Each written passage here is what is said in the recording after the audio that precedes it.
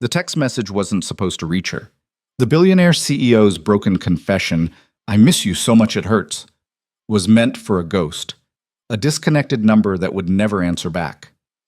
But Emily Carter's phone lit up at 2 a.m. with words that shattered the illusion of Adrian Vale's perfect life. She could have ignored it, should have ignored it. Instead, she typed back.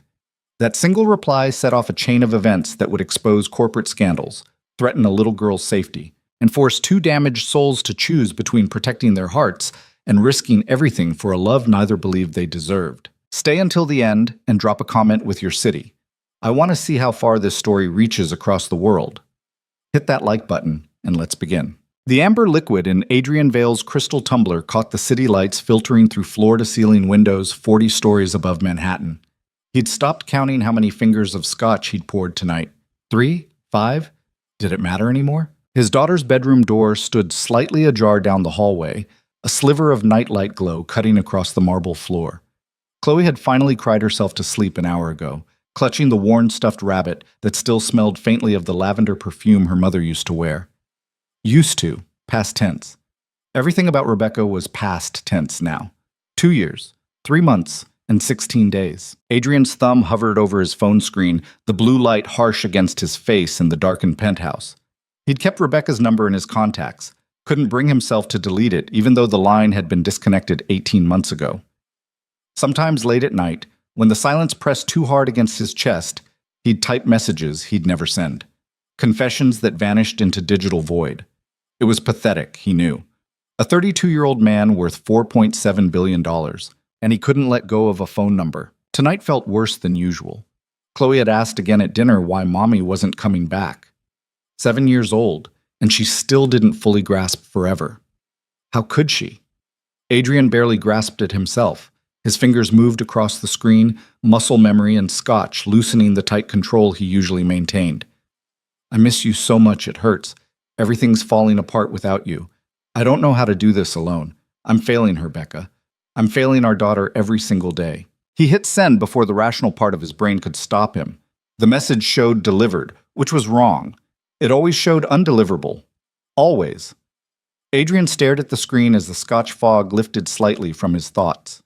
Delivered. Not undeliverable. Oh no, no, no, no. His hands went cold. He'd selected the wrong contact. The number just above Rebecca's in his recent messages.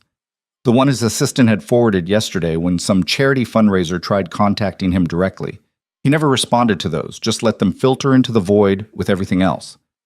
Except now some complete stranger had just received the most vulnerable moment of his entire adult life. Adrian Vale, the man Forbes called Manhattan's most ruthless CEO, had just accidentally confessed his broken heart to a random phone number.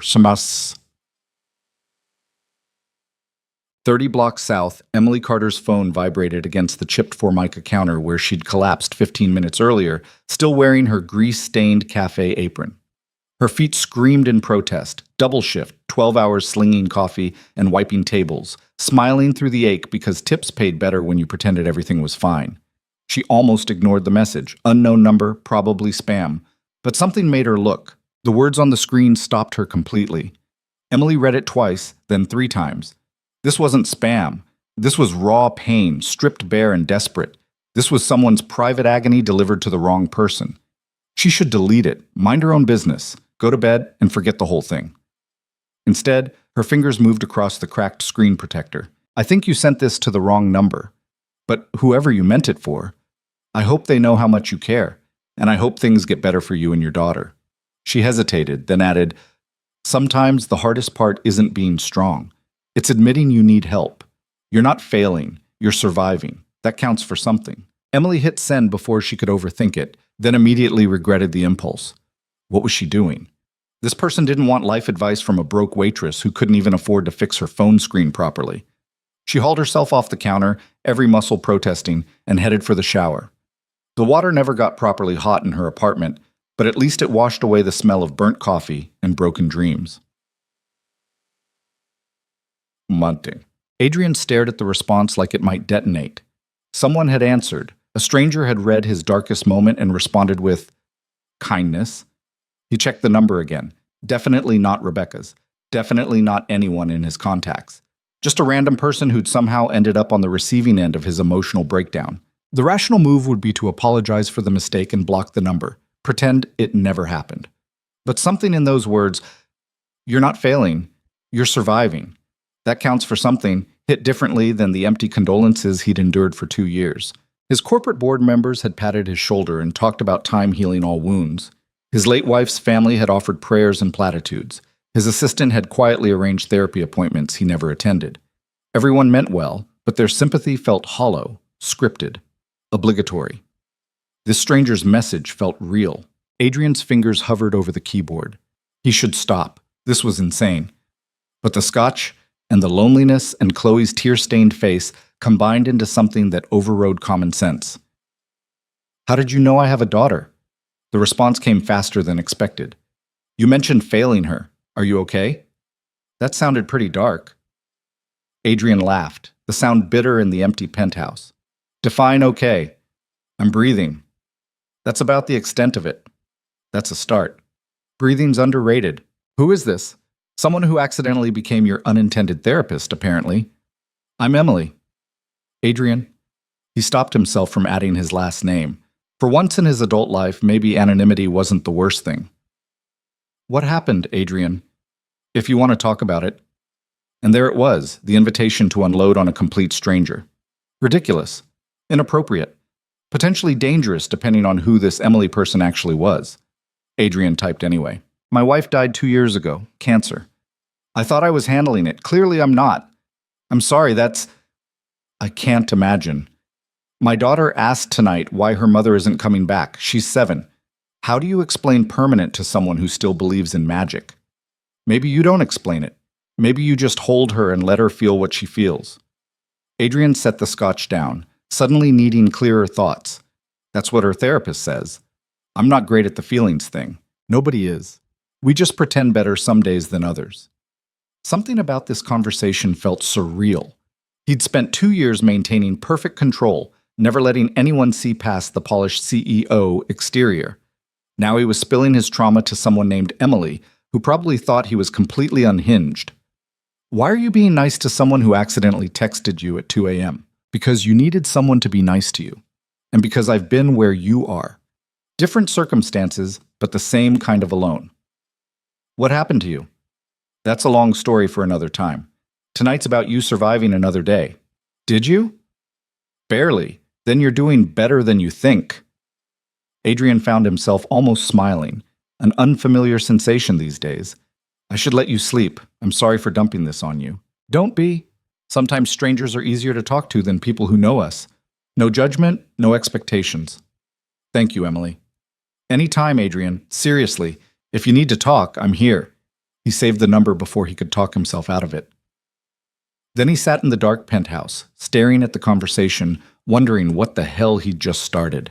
Gush. Tack. Emily woke at 6 a.m. to her alarm blaring the same grinding ringtone she'd used for 3 years. Shower, coffee, 20-minute subway ride to the cafe, repeat. The rhythm of survival. She kept thinking about the messages from last night. Adrian, a widower struggling with a daughter who missed her mother. The raw honesty in his words had caught her completely off guard. During her morning shift, pouring coffee on autopilot while her mind wandered, she wondered if she'd crossed some line.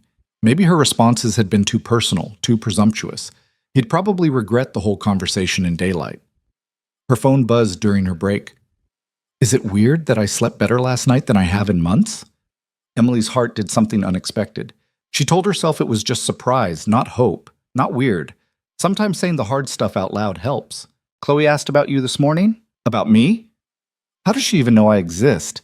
I told her I talked to someone kind last night. She wanted to know if you like dinosaurs. Emily laughed out loud, earning a curious look from her coworker. Tell her I think velociraptors are underrated. She says you're officially her favorite person now. I haven't even met her. Details. Emily felt herself smiling at her phone like a teenager, which was ridiculous. This was just two people having a conversation. Nothing more. What is she like? Besides dinosaurs, apparently. Space. Planets. Anything that glows in the dark. She's got a school project due Monday about the solar system, and I have no idea how to help her. I could help with that. Emily typed it before thinking, then immediately wanted to delete it. What was she doing? Offering to help a stranger's kid with homework? Are you serious? I used to volunteer at an after-school program before my schedule got insane. Kids and crafts are kind of my thing. The three dots appeared and disappeared several times. Emily held her breath. This is probably a terrible idea. Probably. I don't even know your last name. Carter. Emily. Carter. See? Now you can Google me and confirm I'm not a serial killer. I'm sure serial killers don't announce themselves as Emily Carter. Exactly. We're very sneaky that way. Another long pause. Would you actually be willing to meet up? Help Chloe with this project? I can pay you. Don't. I'm not doing this for money. Then why? Emily stared at the question, trying to find an answer that didn't sound completely insane. Because someone was kind to me once when I needed it. Paying it forward. Tomorrow afternoon? I'll text you the address. Sounds good. Emily set her phone down, her hands slightly shaking. What had she just agreed to? Meeting some stranger and his kid to help with a school project because of a misdirected text message? Her coworker Maria leaned over. You okay? You look weird. I think I just made either the best or worst decision of my life. Those usually feel the same at first. But see, Adrian stared at the address he'd just sent, his finger hovering over the delete button. He'd given her his home address. The penthouse location he kept meticulously private.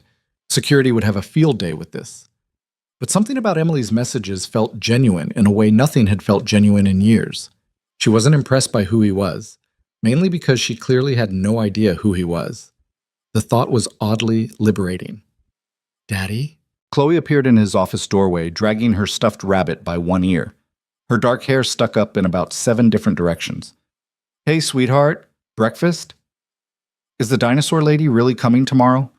Adrian's heart squeezed. The hope in her voice was almost painful. If you want her to. Yes. Chloe bounced on her toes. Can we make cookies? Mommy always made cookies when people visited. The mention of Rebecca sent the familiar ache through his chest, but softer than usual. We can try. Fair warning, my cookies usually turn into hockey pucks. That's okay. Emily probably won't care. Emily. First name basis already. His daughter had latched onto this stranger faster than Adrian had seen her warm to anyone since Rebecca died. Chloe? You know Emily's just helping with your project, right? She's not going to replace Mom. His daughter gave him the look, the one that said she understood things adults thought she couldn't grasp. Nobody replaces people, Daddy. That's not how it works. 7 years old and already wiser than he'd ever be. Ulk. Saturday afternoon arrived with the kind of autumn sunshine that made Manhattan almost bearable. Emily stood outside the address Adrian had sent, triple-checking she had the right place. The building was intimidating. Doorman, marble lobby, the kind of place where monthly maintenance probably cost more than her yearly rent. She'd worn her nicest jeans and a clean sweater, suddenly aware of how out of place she looked. The doorman gave her a skeptical once-over. Can I help you? I'm here to see Adrian. Apartment 4201? His expression shifted to something between surprise and concern. Mr. Vale is expecting you? Mr. Vale? The name tickled something in her memory, but she couldn't place it. Yes. Emily Carter. He made a call, spoke in low tones, then nodded. Elevator to the end, penthouse floor. Of course it was the penthouse. Emily's stomach dropped as the elevator climbed, numbers ticking higher than she'd ever been in a building before. What had she gotten herself into? The doors opened directly into a private foyer. Adrian stood waiting, and Emily's breath caught. He was younger than she'd imagined, maybe early 30s, with dark hair that looked like he'd been running his hands through it. Expensive shirt, designer jeans that probably cost more than her security deposit. But it was his eyes that stopped her, exhausted, guarded, and desperately trying to hide both. Emily? Hi, sorry if I'm early. You're perfect. I mean, your timing is perfect. Not that you're not. He stopped himself, looking flustered. I'm not usually this articulate. Emily smiled despite her nerves. I'm not usually this terrified of elevators. Heights bother you? No, just the realization that I'm standing in a penthouse that probably costs more than I'll make in my lifetime. Adrian's expression softened. It's just a building. Expensive doesn't mean better. Before Emily could respond, a small tornado in the form of a 7-year-old girl came barreling around the corner. Emily, you're real! Chloe grabbed her hand like they were old friends, dragging her inside before Adrian could intervene. The apartment was stunning, all glass and steel and carefully curated art, but it felt cold, empty despite the expensive furniture. I got all the supplies Daddy said. We have foam balls and paint and glitter and everything. Chloe bounced with excitement. Do you really like velociraptors? Emily laughed, feeling the tension ease. They're my favorite dinosaur. Mine too. Everyone always picks T-Rex, but velociraptors are way smarter. Chloe, maybe let Emily breathe for a second, Adrian suggested. But he was smiling, actually smiling. Emily caught his eye over Chloe's head. It's okay. I came prepared for enthusiasm. She pulled a small bag from her purse and handed it to Chloe, who opened it with reverent care. Inside was a tiny velociraptor figurine. For your desk, every scientist needs a good luck charm. Chloe's face lit up like Christmas morning. This is the best thing ever. She hugged Emily with the fierce, unselfconscious affection only kids can manage. And Emily felt something crack open in her chest. She'd forgotten what it felt like to matter to someone, even someone she'd just met. Adrian's expression had gone soft, vulnerable in a way that made her breath catch. Thank you, he mouthed over Chloe's head. Emily just smiled and let herself be dragged toward the dining room table, already covered in project supplies. Welcome. 3 hours later, the table looked like a craft store had exploded. Paint everywhere, glitter embedded in surfaces it would never leave, foam planets in various states of completion. Chloe was explaining the atmospheric composition of Jupiter with the confidence of a tiny astrophysicist, while Emily helped her paint the Great Red Spot. Adrian had given up trying to help after accidentally gluing Saturn's rings on backwards. Now he just watched from the kitchen island, coffee in hand, struck by how natural Emily looked in his home. How she listened to Chloe's rambling explanations with genuine interest, asked questions that made his daughter think, laughed at jokes that weren't even funny. His phone buzzed. His assistant, reminding him about Monday's board meeting, the merger proposal he needed to review, the 100 other responsibilities waiting in his office down the hall. He silenced it. Daddy, come see, Chloe waved him over. Emily showed me how to make the sun look like it's actually burning. The sun did look impressive. Yellow and orange paint swirled together, glitter catching the light. His daughter's hands were covered in paint, her face smudged with silver sparkles, and she looked happier than he'd seen her in months. It's perfect, sweetheart. We should hang it in my room when it's dry. And Emily says next time she can show me how to make a comet. Next time. His daughter had already assumed there would be a next time. Adrian glanced at Emily, who was carefully painting tiny craters on the moon, her tongue poking out slightly in concentration. She'd rolled her sleeves up, revealing arms marked with small scars, burns maybe, from restaurant work. Her jeans had a patch on one knee. There was nothing polished or pretentious about her. She looked up and caught him staring. What? Nothing. Just thank you for this. Are you kidding? This is the most fun I've had in months. She gestured at the disaster zone. Although I apologize for your table, the glitter will outlive us all. Worth it. Their eyes held for a moment too long. Emily looked away first, focusing back on the moon like it required intense concentration. Chloe yawned hugely, paint-covered hands rubbing her eyes. All right, Space Cadet, time to clean up, Adrian said gently, but we're not done. The planets need to dry anyway. Emily will come back. He paused, looking at Emily with a question in his eyes.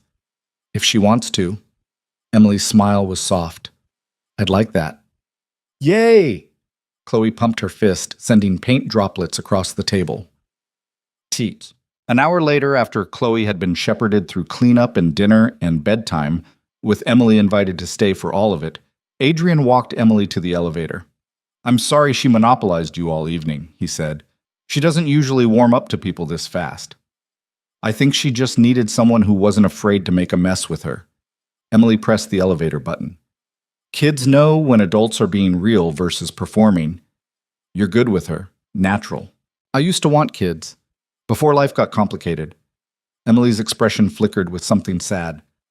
Your daughter's amazing, by the way. Smart and funny and kind. You're doing better than you think. The elevator arrived. Emily stepped inside, but Adrian held the door. Can I ask you something? Sure. Why did you really come today? You don't know us. This could have been dangerous or weird, or it was a little weird, Emily admitted with a small smile. But that text you sent, I recognize that kind of lonely, the kind where you're surrounded by everything except what matters. She paused. I grew up in foster care, 12 different homes before I aged out. I know what it's like to feel alone in a crowd. Adrian felt his chest tighten. I'm sorry. Don't be. It taught me that sometimes the smallest kindnesses matter most. Someone being present, showing up, caring when they don't have to. She shrugged. You needed someone to show up, so I did. The elevator started beeping, protesting being held. Adrian reluctantly let the door close, watching Emily's small wave as she descended. He stood in the empty foyer for a long moment, then pulled out his phone. Thank you for today. Chloe's already asking when you're coming back. The response came quickly. Tell her whenever she wants. I'm serious about that offer to help any time. Even if it's not about homework? Even then. Adrian found himself smiling at the screen, something warm and unfamiliar blooming in his chest. Tomorrow? Dinner? If you're free. He held his breath waiting for the response. I work until 6. But after that, yeah. I'd like that. I'll send a car. The subway works fine. Emily. Fine. But I'm not getting used to it. Noted. Adrian walked back into his apartment, past the disaster of dried paint and scattered glitter, and found himself actually looking forward to tomorrow. When was the last time that happened? Emily rode the subway home in a daze, her mind replaying the entire afternoon. Chloe's laughter, Adrian's careful distance that gradually softened, the way he'd looked at her when she made his daughter smile. This was dangerous. Getting attached to people she barely knew, inserting herself into their lives like she belonged there. She'd learned the hard way that belonging was temporary, that people left or sent you away or stopped needing you. But something about Adrian's broken honesty in that first text message had reached past all her carefully constructed walls. And Chloe, God, that little girl had wrapped herself around Emily's heart in approximately 30 seconds. Her phone buzzed. Unknown number. Her stomach dropped until she opened it. This is Adrian. Different number. Work phone. I wanted to say thank you properly. What you did today meant more than you know. You already thanked me. Not enough. Chloe went to bed without crying for the first time in weeks. You gave us both something we desperately needed. What's that? Hope.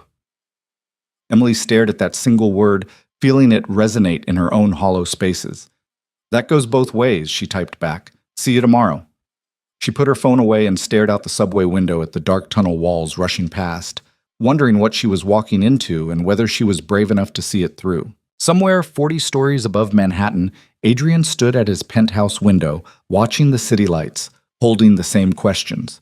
Neither of them had answers yet, but for the first time in a long time, they both had something that felt a lot like possibility. The car Adrian sent wasn't just a car. It was a statement. Black Mercedes with tinted windows, the kind that screamed money in a way that made Emily's coworkers stare through the cafe window as she climbed inside. Maria had grabbed her arm before she left, eyes wide. Girl, who the hell is this guy? Just someone I'm helping with his kid. Nobody sends a Mercedes for just someone. You Google him yet? Emily hadn't. Part of her didn't want to know. The moment she put a net worth to Adrian's name, everything would shift. Right now, he was just a sad widower trying to figure out fatherhood. She wanted to keep it that way a little longer. The driver didn't speak, just navigated through evening traffic with professional efficiency. Emily watched the buildings get progressively fancier as they headed uptown, her stomach knotting tighter with each block. She'd changed clothes 3 times before settling on a simple black dress that wasn't too formal, but wasn't casual either. The fabric was thin in places from too many wash cycles, but it was the best she had. Her phone buzzed. Chloe's been watching out the window for 20 minutes. Fair warning, she made you a welcome sign. Emily smiled despite her nerves. Is it covered in glitter? Is there any other kind? The car pulled up to the building. Same intimidating doorman, same marble lobby that made her feel like she was trespassing. But this time when she stepped off the elevator, Chloe was waiting right there, practically vibrating with excitement. Emily! She held up a poster board covered in silver glitter, star stickers, and shaky marker letters that spelled out, Welcome Emily in rainbow colors. I made this for you. This is the most beautiful sign I've ever seen. Emily crouched down to Chloe's level. Can I keep it? Really? Absolutely. It's going on my fridge. Chloe's grin could have powered the city. She grabbed Emily's hand, tugging her inside. Adrian appeared from the kitchen, looking unfairly good in a dark sweater and jeans. His hair was still damp like he'd just showered, and Emily had to actively stop herself from staring. Sorry about the ambush, he said, but he was smiling, actually smiling, and it transformed his entire face. I like ambushes that come with glitter signs. Emily let Chloe pull her toward the dining room, where the table had been set with actual china and real cloth napkins. Adrian, this is too much. It's just dinner. This looks like a magazine spread.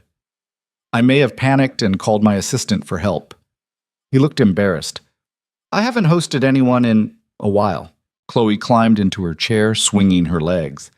Daddy burnt the first chicken. It smoked really bad and the alarm went off.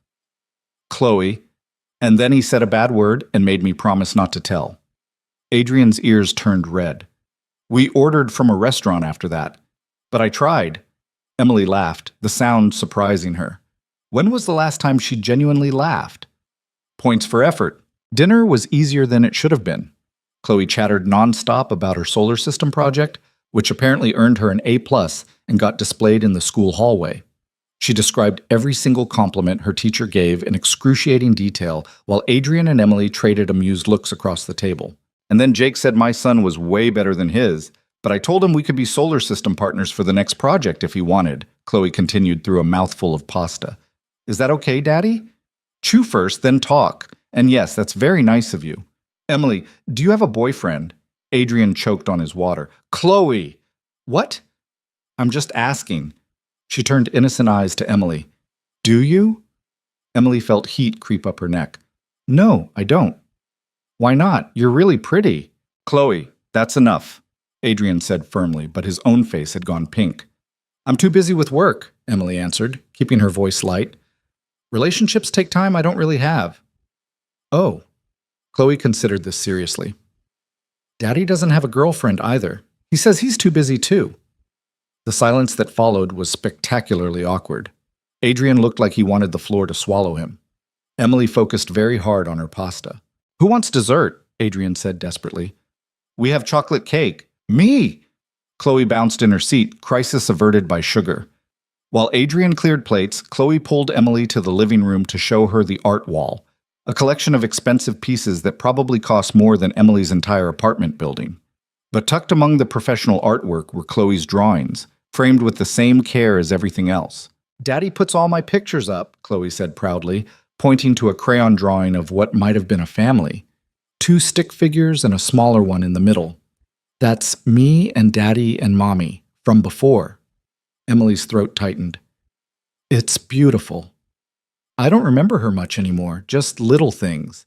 She smelled like flowers and she sang me songs at bedtime. Chloe's voice went quiet. Is that bad? Did I forget? No, sweetheart, that's not bad at all. Emily knelt beside her. The love doesn't go away just because the memories get fuzzy.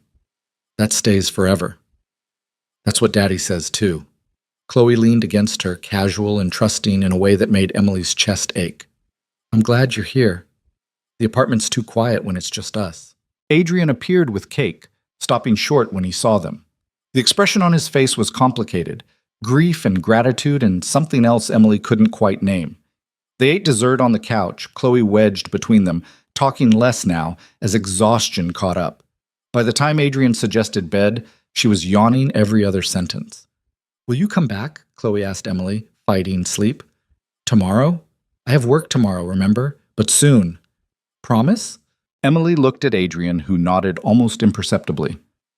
I promise. Chloe hugged her goodnight, fierce and quick, then let her father carry her toward the bedroom.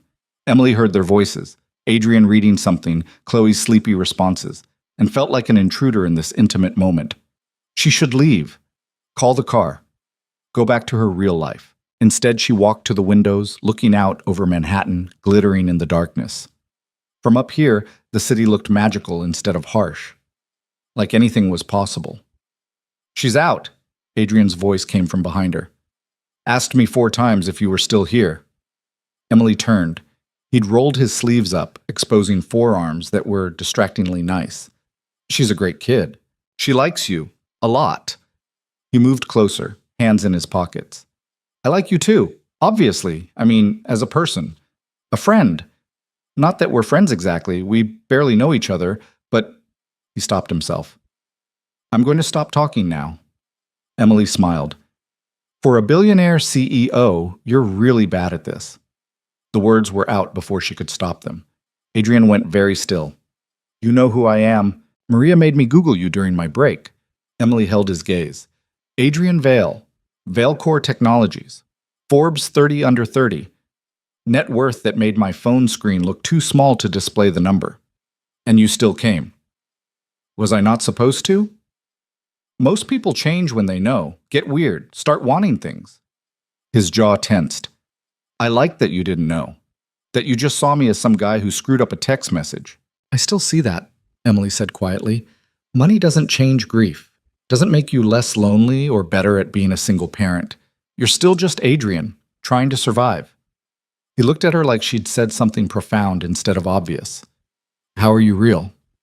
I'm really not that special. You have no idea, do you? He moved closer, close enough that she could smell his cologne, something expensive and subtle. You walked into my home, made my daughter smile for the first time in months, and asked for nothing in return.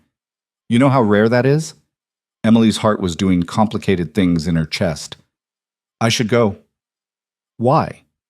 Because this, she gestured between them. Whatever this is, it's complicated. You're grieving. I'm broke. We live in completely different worlds. So?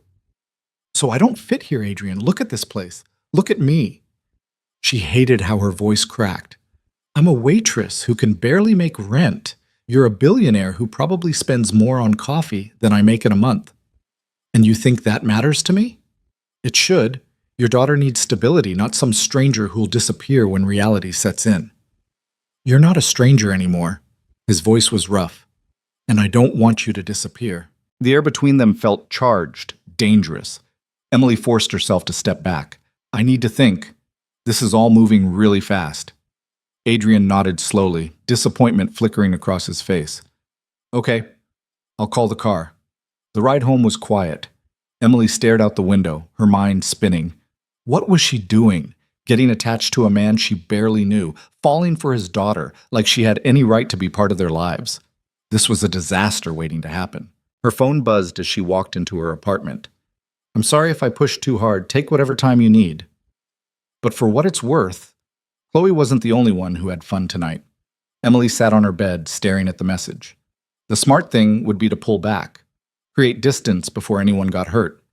But when she closed her eyes, all she saw was Chloe's smile and Adrian's careful hope, and she knew it was already too late for smart.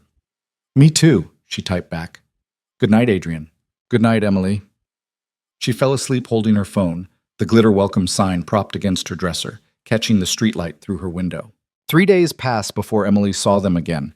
3 days of double shifts and aching feet and messages from Adrian that came at odd hours. 2 a.m. thoughts about parenting, midday check-ins asking about her day, random photos of Chloe's latest art projects. Nothing demanding or inappropriate, just connection. Like he was thinking about her and wanted her to know. Emily found herself thinking about him too. The way his eyes crinkled when he smiled. How he listened when she talked. Really listened. Like her words mattered. The careful distance he maintained with Chloe, afraid to overwhelm his daughter with too much too fast. On Friday, her phone rang during her afternoon break. Adrian's name on the screen made her pulse jump. Hey. Hey. Bad time. He sounded stressed, unusual for him. I've got 15 minutes. What's wrong? I need a favor. It's last minute and completely unfair to ask, but I'm desperate. Emily sat up straighter. What happened? Emergency board meeting in Boston tonight. I have to fly out in 2 hours, and my regular babysitter just canceled. He exhaled sharply. I know it's asking a lot, but is there any chance you could stay with Chloe? Just overnight. I'll be back tomorrow afternoon. You want me to watch her overnight? I trust you. She trusts you, and honestly, you're the only person she won't cry about me leaving. His voice dropped. Please, Emily. I wouldn't ask if I had literally any other option. Emily thought about her schedule. She'd need to call in sick for tomorrow's morning shift, lose a day's pay she couldn't afford. It was irresponsible and impulsive and probably a terrible idea. What time do you need me there? The relief in his voice was palpable. You're a lifesaver. 6 o'clock? I'll leave emergency numbers, credit cards, anything you need. I don't need your credit cards, Adrian. Take them anyway, please. Order whatever you want, do whatever she wants. Just keep her safe and happy. We'll be fine. Go handle your emergency. Thank you. Seriously, I owe you. Emily ended the call and immediately texted Maria a creative lie about a family emergency. Her coworker would cover, probably. Hopefully. If not, Emily would deal with the consequences later. At 6 o'clock sharp, she was back in that elevator, overnight bag in hand, trying not to think about how insane this was. She was about to spend the night in a billionaire's penthouse, watching his daughter like it was totally normal. Chloe threw herself at Emily the moment the elevator doors opened. You're staying! Daddy said you're staying! I am! We're going to have so much fun! Adrian looked frazzled, suit jacket already on, laptop bag over his shoulder. He pulled Emily aside while Chloe ran to grab her tablet. Emergency numbers are on the fridge. Her bedtime is 8:30, but good luck enforcing it. She'll try to negotiate for 9. Don't fall for it. He ran a hand through his hair. She takes melatonin gummies at 8, purple bottle in the bathroom cabinet. No nuts. She's allergic. If anything happens, Adrian. Emily put a hand on his arm. We'll be fine. Go. He looked at her hand on his arm, then at her face. I've never left her overnight with anyone who isn't family. Then I'm honored you trust me. It's more than trust. His voice went quiet. You make her happy? You make both of us happy. That's not something I take lightly. Before Emily could respond, Chloe came running back. Daddy, you're going to miss your plane. Adrian kissed his daughter's head, gave Emily one last grateful look, and left. The door clicked shut, and suddenly Emily was alone with a 7-year-old in an apartment worth more than she'd see in 10 lifetimes. So, Chloe said brightly, want to build a blanket fort? They built the most elaborate blanket fort Emily had ever seen, using couch cushions and dining chairs and every spare blanket in the house. Chloe took it very seriously, directing placement with the authority of a tiny architect. No, that corner needs more support. The structural integrity is compromised. Emily bit back a laugh. Where did you learn that phrase? Daddy's work calls. I listen sometimes. She crawled into the fort, dragging her tablet with her. Can we watch movies in here? Absolutely. They watched Finding Nemo because Chloe insisted Emily needed to see it, even though Emily had seen it dozens of times. They ate pizza that Emily ordered using Adrian's credit card after 15 minutes of internal debate. They painted each other's nails with polish Chloe found in her mother's old bathroom drawer. The bottles slightly dried out, but still usable. Mommy had pretty nails, Chloe said quietly, concentrating on painting Emily's thumb bright purple. She always let me pick the colors. What was she like? Your mom? Chloe's face scrunched up, thinking. Nice. She laughed a lot. She made really good pancakes with chocolate chips. She paused. She got really sick and tired at the end. Daddy tried to hide it, but I knew. Emily's throat closed up. That must have been scary. Yeah, but Daddy said she's not hurting anymore. That helps, I guess. She finished the nail and sat back. Do you think she'd like you? The question caught Emily off guard. I don't know. I hope so. I think she would. You're nice like she was. Chloe yawned hugely. And you make Daddy smile. He didn't smile much after Mommy left. At 8:30, Emily tried to enforce bedtime. At 8:45, after extensive negotiations, Chloe agreed to get ready for bed if Emily would read her 3 stories instead of 1. At 9:15, they were finally in Chloe's bedroom, a space that managed to be both expensive and kid-friendly, all white furniture and star-pattern bedding. Will you stay until I fall asleep? Chloe asked, already tucked in with her rabbit. Of course. Emily read 3 picture books, then a 4th when Chloe insisted, her voice getting quieter with each page. The little girl fought sleep hard, eyes drooping, then snapping open like she was afraid Emily would vanish. I'm not going anywhere, Emily promised, smoothing Chloe's hair back. I'll be right in the living room if you need me. You won't leave in the middle of the night? Not unless there's an emergency, and even then, I'd wake you up first. That seemed to satisfy her. Chloe's eyes finally stayed closed, her breathing evening out into sleep. Emily sat there for another 10 minutes, just watching this little girl who'd somehow burrowed into her heart in less than a week. When she was sure Chloe was deeply asleep, Emily crept out, leaving the door cracked open. The apartment felt enormous and empty, with just her in it. She wandered through rooms she hadn't seen before. Adrian's home office with wall-to-wall bookshelves, a gym that probably cost more than her car, a master bedroom she felt wrong even glancing into. She ended up back in the living room, curled up on the couch with her phone. Adrian had texted twice. Meeting finally over. How's everything? Is she asleep yet or still negotiating? Emily smiled. Asleep as of 20 minutes ago. She drives a hard bargain, though. I caved at 4 bedtime stories. That's her record. Well done. How's Boston? Boring, cold, missing my kid. Emily's fingers hovered over the keyboard before she typed, Just your kid? The 3 dots appeared and disappeared several times. No, not just my kid. Emily's heart did a complicated flip. She was in dangerous territory here, flirting with a man she barely knew while babysitting his daughter in his multi-million-dollar apartment. This was how people got hurt. You should sleep, she typed. Early flight tomorrow, probably. Thank you again for doing this. Seriously, I don't know what I would have done. Any time. She meant it, which was terrifying. Emily tried to sleep on the couch, but gave up after an hour of staring at the ceiling. The city never really went dark from this high up, and her mind wouldn't shut off. She kept replaying the evening, Chloe's laughter, the easy domesticity of it all, the way it felt like something she could get used to. Around 2 a.m., she heard a sound from Chloe's room. A whimper, then crying. Emily was on her feet before she fully processed it, hurrying down the hall. Chloe was sitting up in bed, tears streaming down her face, caught in that space between sleep and wake. Hey, it's okay. Emily sat on the bed, pulling the little girl into her arms. I'm here. You're safe. I had a bad dream. Mommy was leaving and I couldn't follow her and Daddy was gone too and she hiccuped, sobbing into Emily's shoulder. It was just a dream, sweetheart. Your dad's coming home tomorrow. I'm right here. Everyone leaves. Everyone always leaves. The words hit Emily like a punch.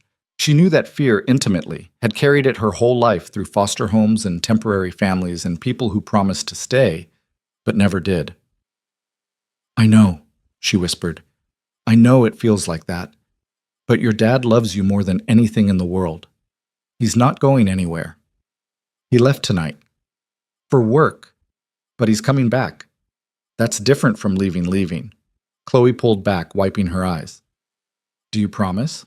Emily shouldn't promise things she couldn't control, but looking at this scared little girl who'd lost too much already, she couldn't help herself. I promise. Your dad would move mountains to get back to you. What about you? Will you leave? The question hung in the air between them. Emily wanted to promise she wouldn't, but that felt like a lie. She had no permanent place in their lives.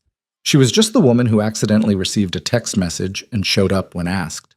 I can't promise forever, Emily said carefully, but I can promise that I care about you, and I'm not going anywhere right now, okay? It wasn't enough, but it was honest. Chloe seemed to accept it, settling back against her pillows. Will you stay in here? Just for tonight? Emily looked at the reading chair in the corner. Yeah, I can do that.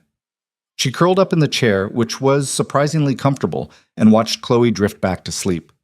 Her phone buzzed quietly. Can't sleep. Keep thinking about you in my apartment. Emily's pulse jumped. That sounds vaguely creepy. Not like that. Well, maybe a little like that. Mostly just grateful you're there. Chloe had a nightmare. We're okay now. Is she all right? Scared everyone was leaving her. We talked it through. There was a long pause before Adrian responded. She told you that? Yeah. She doesn't usually open up like that, even with her therapist. Maybe she needed someone who gets it. Do you? Get it? Emily stared at the question, then at Chloe sleeping peacefully across the room. Yeah, I do. Thank you for being there.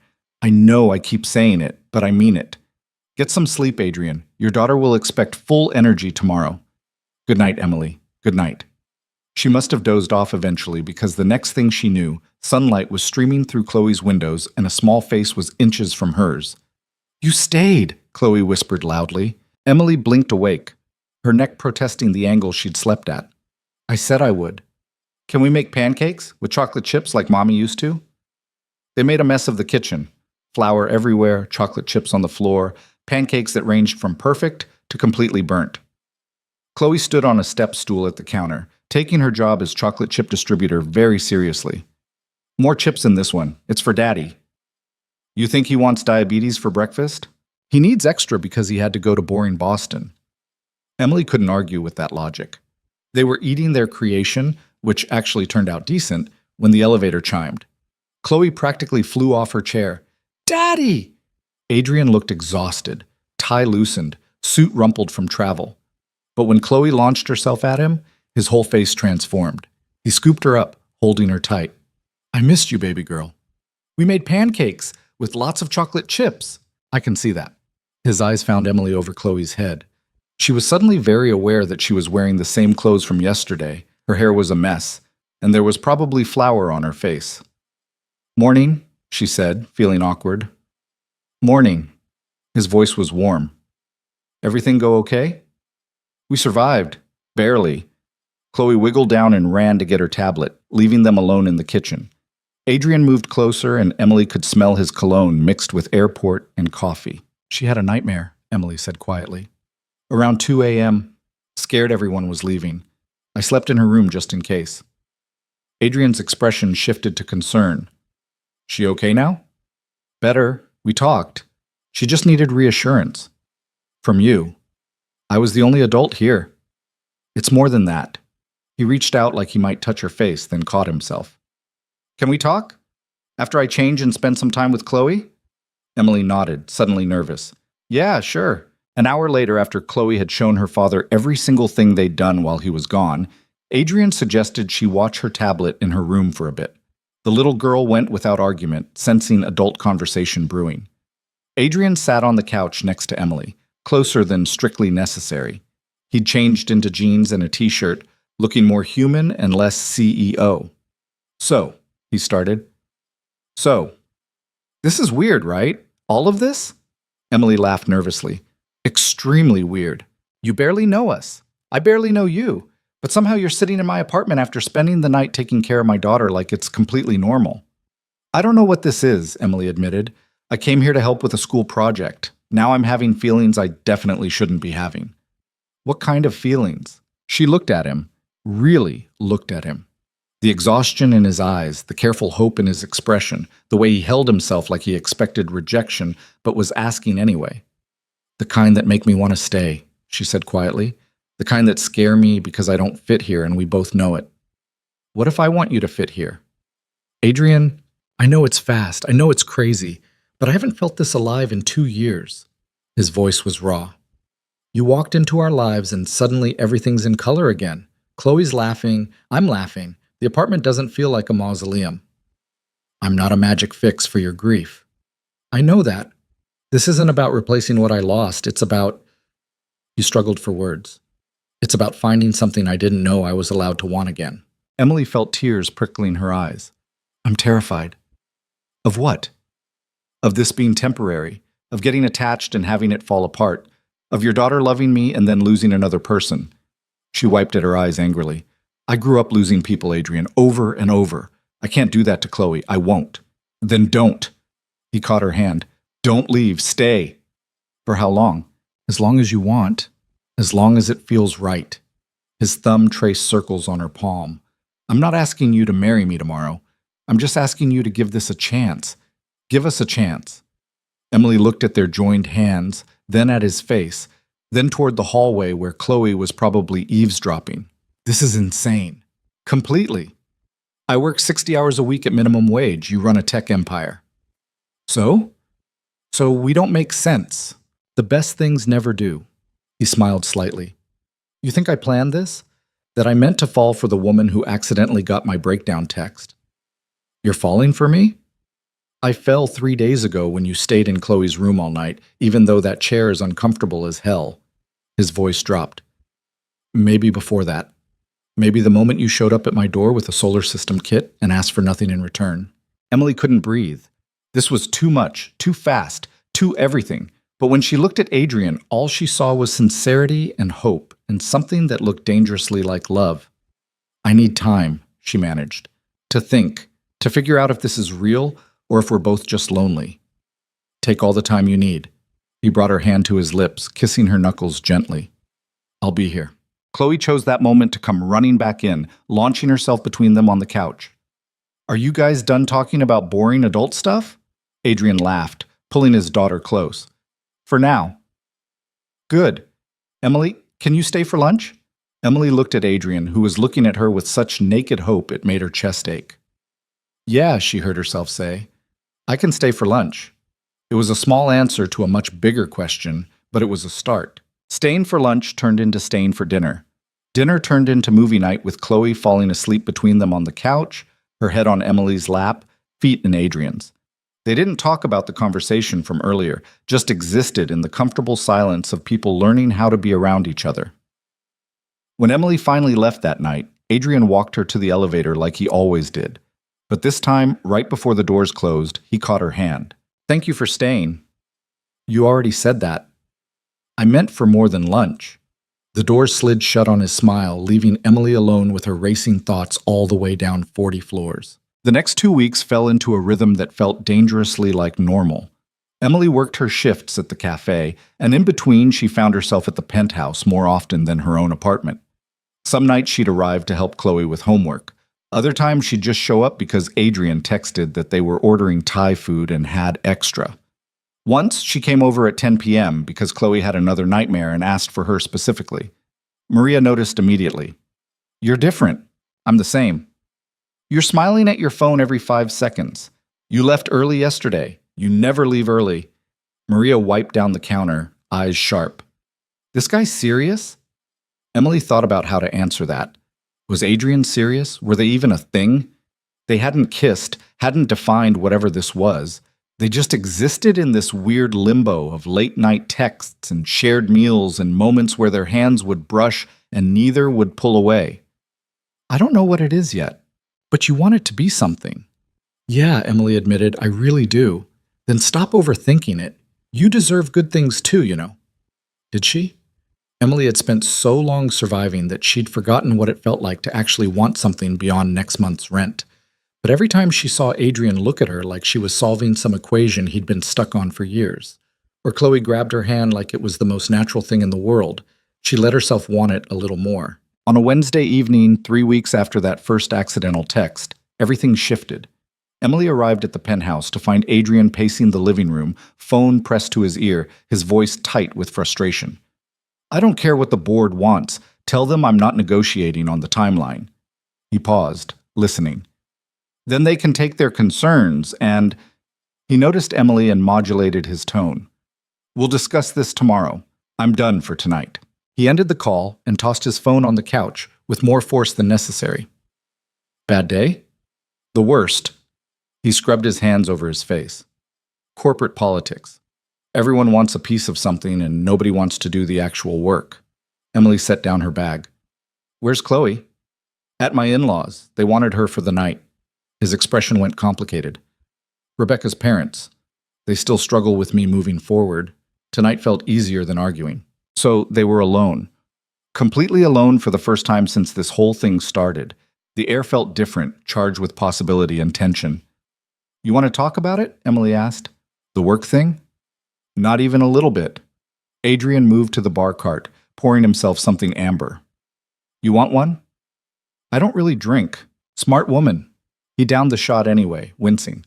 I hate this part. The endless meetings, the power plays, the people who smile while plotting how to undermine you. Then why do it? Because I built this company from nothing. Because walking away means letting vultures pick it apart. He poured another drink but didn't touch it. And because I don't know who I am if I'm not Adrian Vale, CEO. Emily moved closer, drawn by the raw honesty in his voice. You're Chloe's dad. That's someone. Is it enough? Isn't it?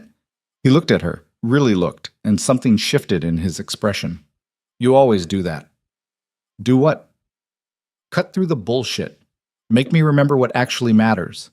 He set the glass down untouched and closed the distance between them. How are you real, Emily Carter? Her breath caught. They were standing too close, close enough that she could see the flecks of gold in his eyes, close enough to feel the heat radiating off him. Adrian, I want to kiss you. His voice was rough. I've wanted to kiss you for 2 weeks, but I need to know you want this too, that I'm not imagining what's happening here. Emily's heart was trying to exit her chest. You're not imagining it. Then tell me to stop if you don't want. She kissed him before he could finish the sentence, rising on her toes to close the final gap between them. His arms came around her immediately, pulling her against him like he'd been waiting for permission. The kiss was everything their careful distance hadn't been, desperate and real and terrifying in its intensity. When they finally broke apart, both breathing hard, Adrian rested his forehead against hers. I'm falling for you. I know it's too fast and too complicated, but I can't pretend anymore. Good, Emily whispered, because I'm falling too and it's scaring the hell out of me. He kissed her again, softer this time, like he was memorizing the shape of her mouth. When he pulled back, his smile was the most genuine she'd ever seen. Stay tonight, please. Just stay. They ended up on the couch, Emily tucked against his side, talking until 3 a.m. about everything and nothing. Adrian told her about building his company in a garage at 22, about meeting Rebecca in college and knowing immediately she was it, about the gutting process of watching her fade away while trying to hold himself together for Chloe. Emily told him about the foster care system, about the family that almost adopted her when she was 10 before changing their minds, about aging out at 18 with nothing but a garbage bag of belongings and $300, about learning to survive alone because counting on people only led to disappointment. You're not alone anymore, Adrian said quietly. Not if you don't want to be. That's a big promise. I don't make promises I can't keep. They fell asleep there, wrapped around each other, and Emily woke at dawn to find Adrian watching her with an expression so tender it made her chest ache. What? Nothing, just memorizing this. Creep. He laughed and kissed her forehead. Come on, I'll make you breakfast before you have to go to work. The breakfast was terrible. Burnt eggs and toast that was more carbon than bread. But Emily ate it anyway, touched that he'd tried. They moved around the kitchen with surprising ease, bumping hips and trading coffee cups and falling into a domestic rhythm that felt years old instead of brand new. Emily's phone buzzed, Maria, asking where she was. Reality crashed back in. She had a shift in an hour, and she was still wearing yesterday's clothes, and she needed to go home and change and pretend her whole world hadn't shifted overnight. I have to go. Adrian caught her hand. I'll send a car. The subway's fine. Emily. I can't get used to cars and drivers and all of this. She gestured at the penthouse. That's not my life. It could be. The words hung between them, heavy with implication. Emily pulled her hand back gently. Don't. Don't make this about money or what you can give me. That's not why I'm here. I know that. I just want to make things easier for you. I don't need easier. I need real. She grabbed her bag. I'll text you later, okay? She left before he could argue, taking the subway home like always, trying to ground herself in normal when everything felt spectacularly not normal. Work was a blur. Emily poured coffee and took orders and smiled at customers while her mind replayed every moment from the night before. The kiss. The way Adrian had held her like she was precious. The promises neither of them had any business making. Her phone buzzed constantly. Adrian sending random thoughts, photos of Chloe's latest drawing, asking about her day. It felt good. It felt dangerous. It felt like everything she'd ever wanted and been too afraid to reach for. 3 days later, reality came crashing down in the form of Adrian's in-laws. Emily had just arrived at the penthouse, invited for dinner, nothing special, when the elevator doors opened to reveal an older couple already inside. The woman was elegant in that old money way, perfectly styled gray hair and pearls. The man looked like an older version of Adrian might, tall and severe. They looked at Emily like she was something tracked in on someone's shoe. And who might you be? The woman asked, her voice dripping polite venom. Emily, What was she exactly? Friend felt insufficient. Girlfriend felt presumptuous. She's with me. Adrian appeared, Chloe in tow. His expression had gone carefully blank. Margaret, David, I wasn't expecting you. Clearly. Margaret's eyes raked over Emily's cafe uniform. We came to see our granddaughter. I see you have company. The way she said company made it sound like an accusation. Chloe, oblivious to the tension, ran to hug her grandparents. Emily's teaching me how to make friendship bracelets. Look! She held up her wrist, showing off a lumpy creation of rainbow threads. How lovely, Margaret said, not looking at it. Her attention stayed fixed on Emily. And how exactly do you know Adrian? We met a few weeks ago, Adrian said firmly. Emily, Why don't you and Chloe go start on dinner? I need to speak with Margaret and David. It was a dismissal wrapped in politeness. Emily felt her face flush but nodded, taking Chloe's hand and heading for the kitchen. Behind them, she heard the conversation start in low, tense tones. Chloe seemed unconcerned, chattering about her day while they pulled ingredients from the fridge. But Emily's hands were shaking slightly. She'd known this moment would come, meeting the family, facing judgment, but she hadn't expected it to feel like this, like she was being weighed and found wanting before she'd even opened her mouth. Don't think this is appropriate, Margaret's voice carried from the living room. It hasn't even been 3 years since Rebecca— That's enough. Adrian's voice was hard. This is my home and my life. And our granddaughter's life. Have you thought about what message this sends to Chloe? Some woman showing up, playing house? Emily's stomach dropped. Chloe had gone very still beside her, no longer chattering. Her little face had that carefully blank expression kids get when they're pretending not to hear things that hurt. Hey, Emily said softly. How about you show me where your dad keeps the pasta? They don't like you. Chloe's voice was small.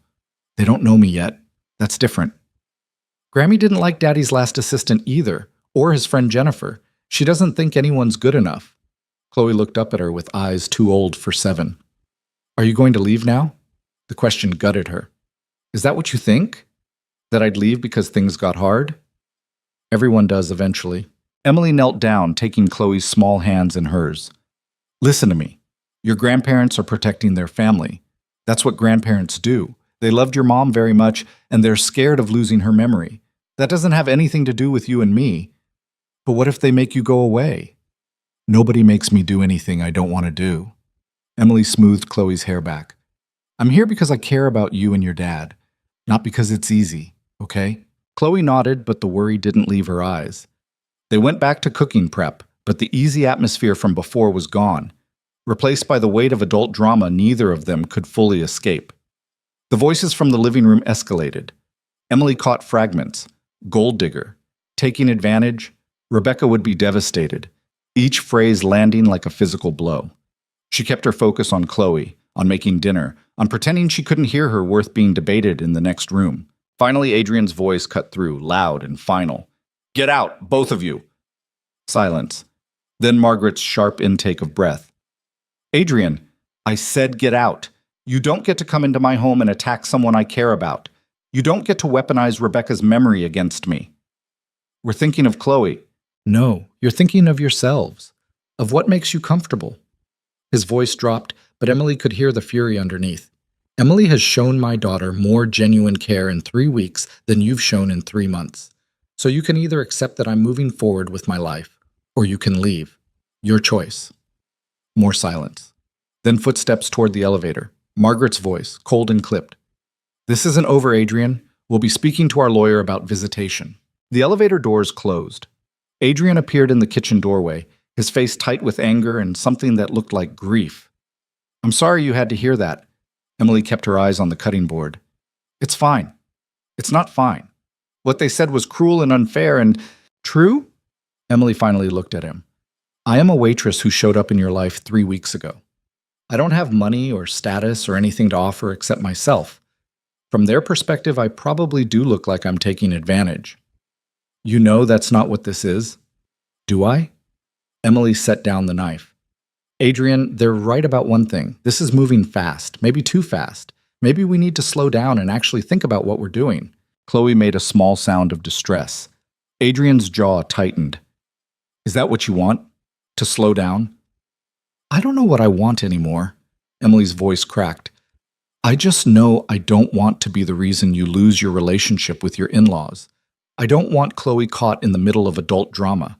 I don't want— Daddy, make her stay. Chloe's voice was small but fierce. Please. Adrian moved to his daughter, kneeling beside her. Hey, nobody's going anywhere right now. We're all going to take a breath and have dinner like we planned, okay? But Grammy said things she shouldn't have said. That's not Emily's fault or your fault. It's just adults being difficult. He looked up at Emily, pleading in his eyes. Can we just have dinner, please? We can talk about everything else later. Emily wanted to run. Every instinct told her to grab her bag and leave before this got more complicated. But looking at Chloe's tear-bright eyes and Adrian's desperate hope, she found herself nodding. Dinner was strained despite their best efforts. Chloe was quieter than usual, pushing food around her plate. Adrian kept trying to fill the silence with conversation that fell flat. Emily just felt like an imposter at a table where she didn't belong. After Chloe went to bed, with extra hugs for Emily that felt like goodbye, Adrian poured himself a drink he actually consumed this time. "They threatened to lawyer up about visitation," he said flatly. "That's their power play. Make me choose between you and seeing my daughter." Emily's stomach churned. Then there's no choice. Chloe needs her grandparents. Chloe needs people who put her first, not their own grief. He downed the drink. They've barely been present since Rebecca died. Suddenly I'm dating someone and they're fighting for rights they haven't exercised in months? Dating? Emily latched onto the word. Is that what we're doing? Adrian looked at her, and his expression went soft despite everything. I'd like to be, if you still want that. I don't know how to fit in your world, Adrian. Tonight made that pretty clear. My world can change. Can it, though? You're a billionaire CEO. I make $9 an hour plus tips. Your in-laws took one look at me and saw dollar signs and ulterior motives. Emily wrapped her arms around herself. What happens when your board finds out? Your business partners? When photos show up online of Manhattan's most eligible bachelor with some nobody waitress? You're not a nobody. To them, I am. And maybe that doesn't matter to you right now, but eventually it will. The whispers, the judgment, people assuming I'm only with you for money. Stop. Adrian set down his glass and moved to her, taking her face in his hands. I don't give a damn what people think. I care about you. I care about what you've brought into our lives. The rest is just noise. Noise that could hurt Chloe. Chloe adores you. You saw how she was tonight, terrified you'd leave. Exactly. She's already too attached. If this falls apart, then we make sure it doesn't fall apart. His thumb traced her cheekbone. I'm not asking you to have all the answers right now. I'm just asking you not to run. Emily closed her eyes against the tears threatening to spill. I'm scared. Me too. He kissed her forehead. But I'd rather be scared with you than safe without you. They stood there as the kitchen, holding each other like lifelines, while Emily's mind spun with impossible questions. Could this actually work? Could she really step into Adrian's world without losing herself? Could she risk her heart on something that felt too good to be real? She stayed the night again, neither of them willing to let go. They didn't talk about the future or make plans they couldn't keep. They just existed in the present, stealing a few more hours before reality demanded answers. The next morning, Emily woke to her phone vibrating aggressively. 12 missed calls from Maria, 3 from her landlord. Her heart sank even before she listened to the voicemail. Water main break. Her entire apartment building was flooded. Tenants needed to evacuate immediately. No, no, no, no. Emily was already out of bed, pulling on clothes. Adrian appeared in the doorway, alarmed. What's wrong? My apartment's flooded. I have to go. She made it downtown in record time, but the damage was worse than she'd imagined. Water pouring down the stairs, emergency crews everywhere, her landlord blocking the entrance, looking harassed. Can I get my things? 3rd floor and up only, and be quick about it. Whole building's condemned until we get this sorted. Emily's apartment was on the 2nd floor, which meant everything she owned was currently underwater or would be soon. She stood on the sidewalk, watching water stream from her building, and felt the last bit of control she had over her life slip away. No apartment, no belongings, nowhere to go except her phone rang. Adrian, where are you? You left without... My building's flooded. Everything I own is destroyed. Her voice came out flat, shocked. I don't know what to do. Come back here. Adrian, please, just come back. We'll figure it out. Emily looked at the building, at the life she'd barely managed to hold together now literally washing away, and made a choice she wasn't sure was wise or desperate or both. Okay, I'm coming back. She showed up at the penthouse an hour later, still in shock, with nothing but her purse and the clothes on her back. Chloe was at school. Adrian opened the door and pulled her into his arms without a word. I've got you, he murmured into her hair. Whatever you need, I've got you. Emily finally let herself cry, all the fear and frustration and overwhelming nature of the last 12 hours pouring out. Adrian just held her, steady and solid, while her world fell apart. When she could finally breathe again, she pulled back. This doesn't mean... I'm not using this as an excuse to... I know. You're here because you have nowhere else to go right now. That's okay. He guided her to the couch.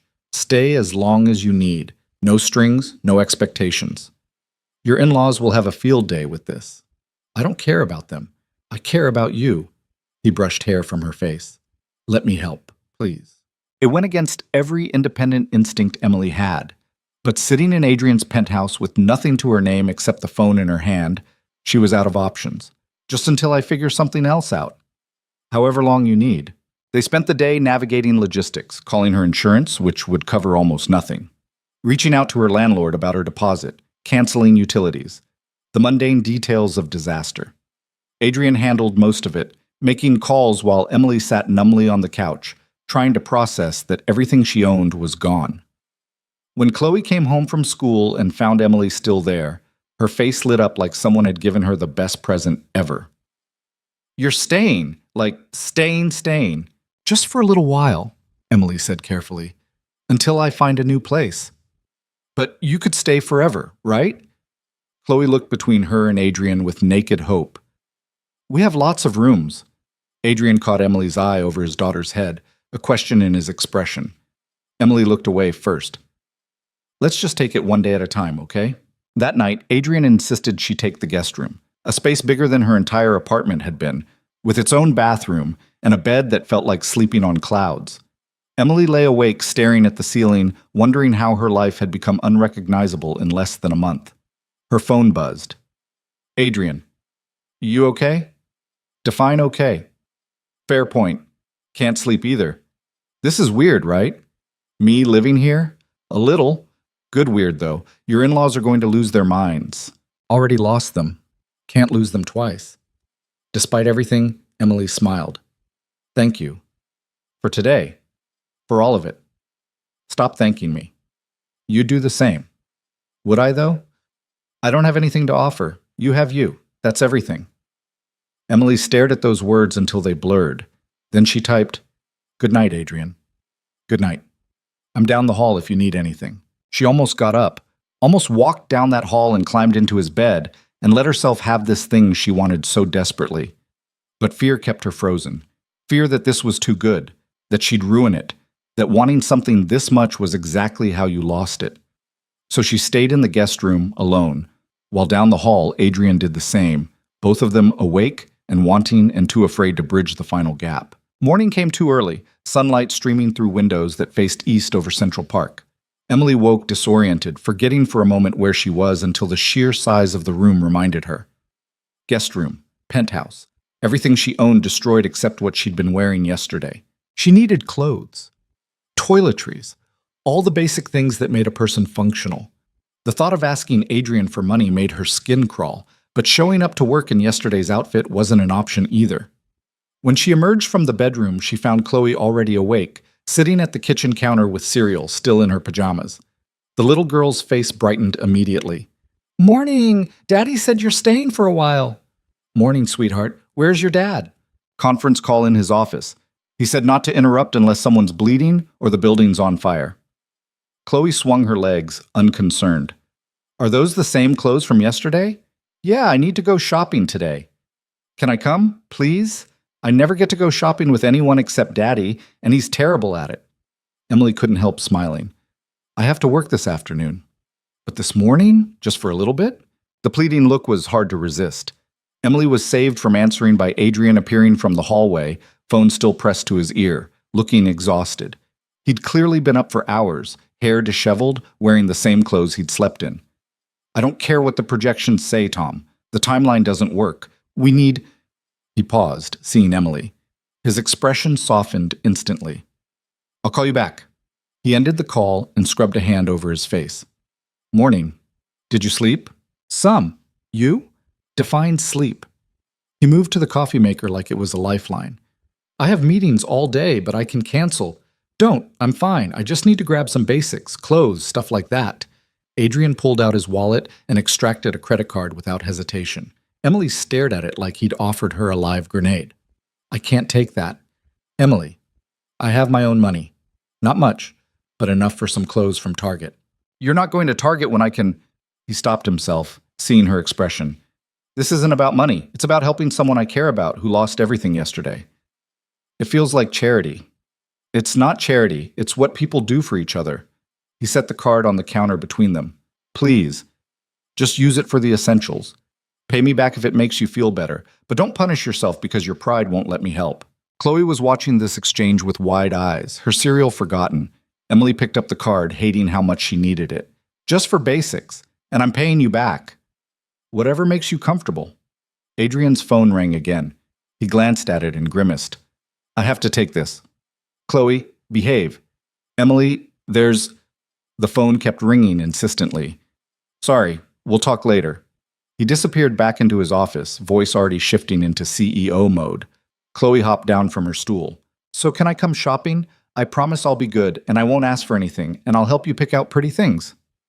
Emily looked at this little girl who'd somehow become essential to her in less than a month and felt her resistance crumble. Go get dressed. We leave in 20 minutes. Chloe squealed and ran for her room. Emily stared at the credit card in her hand, feeling the weight of what it represented. Dependence. Obligation. The slow erosion of the independence she'd fought so hard to maintain. But she needed clothes. And Chloe wanted to come, and maybe letting people help wasn't the worst thing in the world. They took a car because Chloe insisted, and because Emily wasn't sure she could navigate the subway with shopping bags and a 7-year-old. The driver dropped them at a department store that made Emily's Target budget look like pocket change, but she gritted her teeth and walked inside anyway. Chloe took her job as shopping assistant very seriously, pulling things off racks with the confidence of someone who'd never had to check price tags. Emily kept redirecting her toward the sales section, quietly putting back anything that cost more than $50. But this one's so pretty on you. Chloe held up a dress that probably cost more than Emily's weekly paycheck. It's too expensive, honey. Daddy said to get whatever you need. This isn't need, this is want. There's a difference. Emily grabbed 3 basic shirts, 2 pairs of jeans, underwear that made her blush to buy in front of a child. This is good. Let's go. You didn't even try anything on. I know my size. Chloe looked disappointed but didn't argue. At the register, Emily's hands shook slightly as she handed over Adrian's card. The total made her stomach drop, $463 for basics. She could have survived a month on that amount. The cashier barely blinked, just processed the payment and handed over bags with a smile that said this was nothing. Emily felt sick. In the car heading back, Chloe was quiet for once, looking out the window with a thoughtful expression. Are you mad at Daddy? Emily blinked. What? No, why would you think that? You got all weird when he tried to give you the card, and you looked sad in the store. Kids saw too much. Emily chose her words carefully. I'm not mad. I just don't like depending on people for money. It makes me uncomfortable. Why? Because when you depend on people, they can take it away, use it against you, make you feel like you owe them. She paused. Your dad's not like that, I know, but old habits die hard. Chloe processed this with the seriousness of someone much older. People hurt you before, when you were a kid. It wasn't a question. Emily wondered what Adrian had told her, or what she'd pieced together on her own. Yeah, they did. Daddy won't hurt you. He's one of the good ones. The simple faith in her voice made Emily's chest tight. I know, sweetheart. I'm just learning how to trust that. Back at the penthouse, Adrian was off his call and visibly stressed, tie loosened, sleeves rolled up. He looked up when they entered, and Emily saw the moment he registered the single shopping bag in her hand. That's it? That's all you got? It's enough. Emily, you lost everything. You need more than... He reached for the bag, looking inside. 3 shirts, 2 jeans, basic undergarments. His jaw tightened. You spent $400 on this? You can see the receipt if you want to verify. That's not what I meant. He set the bag down. I meant you should have gotten more. Actually replaced what you lost. I replaced what I needed. What about shoes, coats? It's October, you'll need warm clothes, toiletries, makeup, whatever else you use. I can get that stuff gradually, with my own money. Adrian looked like he wanted to argue, but Chloe was watching with concerned eyes. He modulated his tone with visible effort. Can we talk? Privately? Emily followed him to his office, anxiety coiling in her stomach. The moment the door closed, Adrian turned to face her. Why are you fighting me on this? I'm not fighting you. I'm maintaining boundaries. By refusing to let me help you after a disaster that wasn't your fault? By not becoming completely dependent on you. Emily crossed her arms. You don't understand what it's like, Adrian. You've never had nothing. You've never had to rely on someone else's generosity and hope they don't use it as leverage. You think I would do that? Use helping you as some kind of power play? No. But the situation does it for you. I'm living in your house, using your card, eating your food. Every day I'm here, I owe you more. Her voice cracked. And when this falls apart, because things like this always fall apart, where does that leave me? Adrian's expression shifted from frustration to understanding. You're looking for the exit before you even give this a real chance. I'm protecting myself. There's a difference. Is there? He moved closer. Emily, I'm not asking you to give up your independence. I'm asking you to let someone care about you without keeping score. I don't know how to do that. Then learn, with me, with us. He caught her hand. I'm not going anywhere, and I'm not going to use what I have against you, but you have to actually trust that. Emily looked at their joined hands, then at his face. What if I can't? Then we figure it out together, but don't run before we even try. The office door burst open. Chloe stood there, tears streaming down her face, holding a tablet. Daddy, they're saying mean things about Emily on the computer. Adrian's expression went from tender to ice cold in a heartbeat. What? Chloe handed over the tablet with shaking hands. On the screen was a gossip website, the headline in bold. Manhattan's most eligible bachelor moves mystery woman into penthouse, gold digger, or true love. Below it were photos. Emily leaving the building yesterday. Emily and Chloe shopping this morning. Emily and Adrian on his balcony 3 nights ago, close enough to be kissing though they hadn't been. The caption speculated wildly about who she was, what she wanted, whether Adrian was being taken advantage of in his grief. The comments were worse. Hundreds of strangers dissecting her appearance, her clothes, her obvious lack of money, calling her a leech, a manipulator, a woman clearly using a rich widower. Someone had already dug up her employment history, every restaurant she'd worked at, her lack of education beyond high school, even her time in foster care. Emily felt the room spin. How did they? My in-laws. Adrian's voice was deadly quiet. This has Margaret's fingerprints all over it. Everyone's going to see this. Your business partners, your board, everyone in your world. I don't care. You should care. They're calling me a gold digger, Adrian. They're saying I'm using you, that I moved in here to trap you. And anyone who knows me knows that's garbage. He tried to pull her close, but she stepped back. This is exactly what I was afraid of. The scrutiny, the judgment, strangers picking apart my life. We'll release a statement. I'll have my PR team. Your PR team?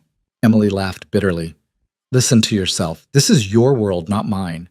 I don't have a PR team to clean up messes. I'm the mess. Don't say that. It's true, though, isn't it? I'm the complication, the problem, the waitress who doesn't belong in your billionaire life. She looked at Chloe, whose tears were falling faster now. I'm sorry, sweetheart. This isn't your fault. Emily grabbed her new bag of clothes and headed for the door. Adrian caught her arm. Where are you going? Away. Before this gets worse, before they start going after Chloe. They won't. They already are.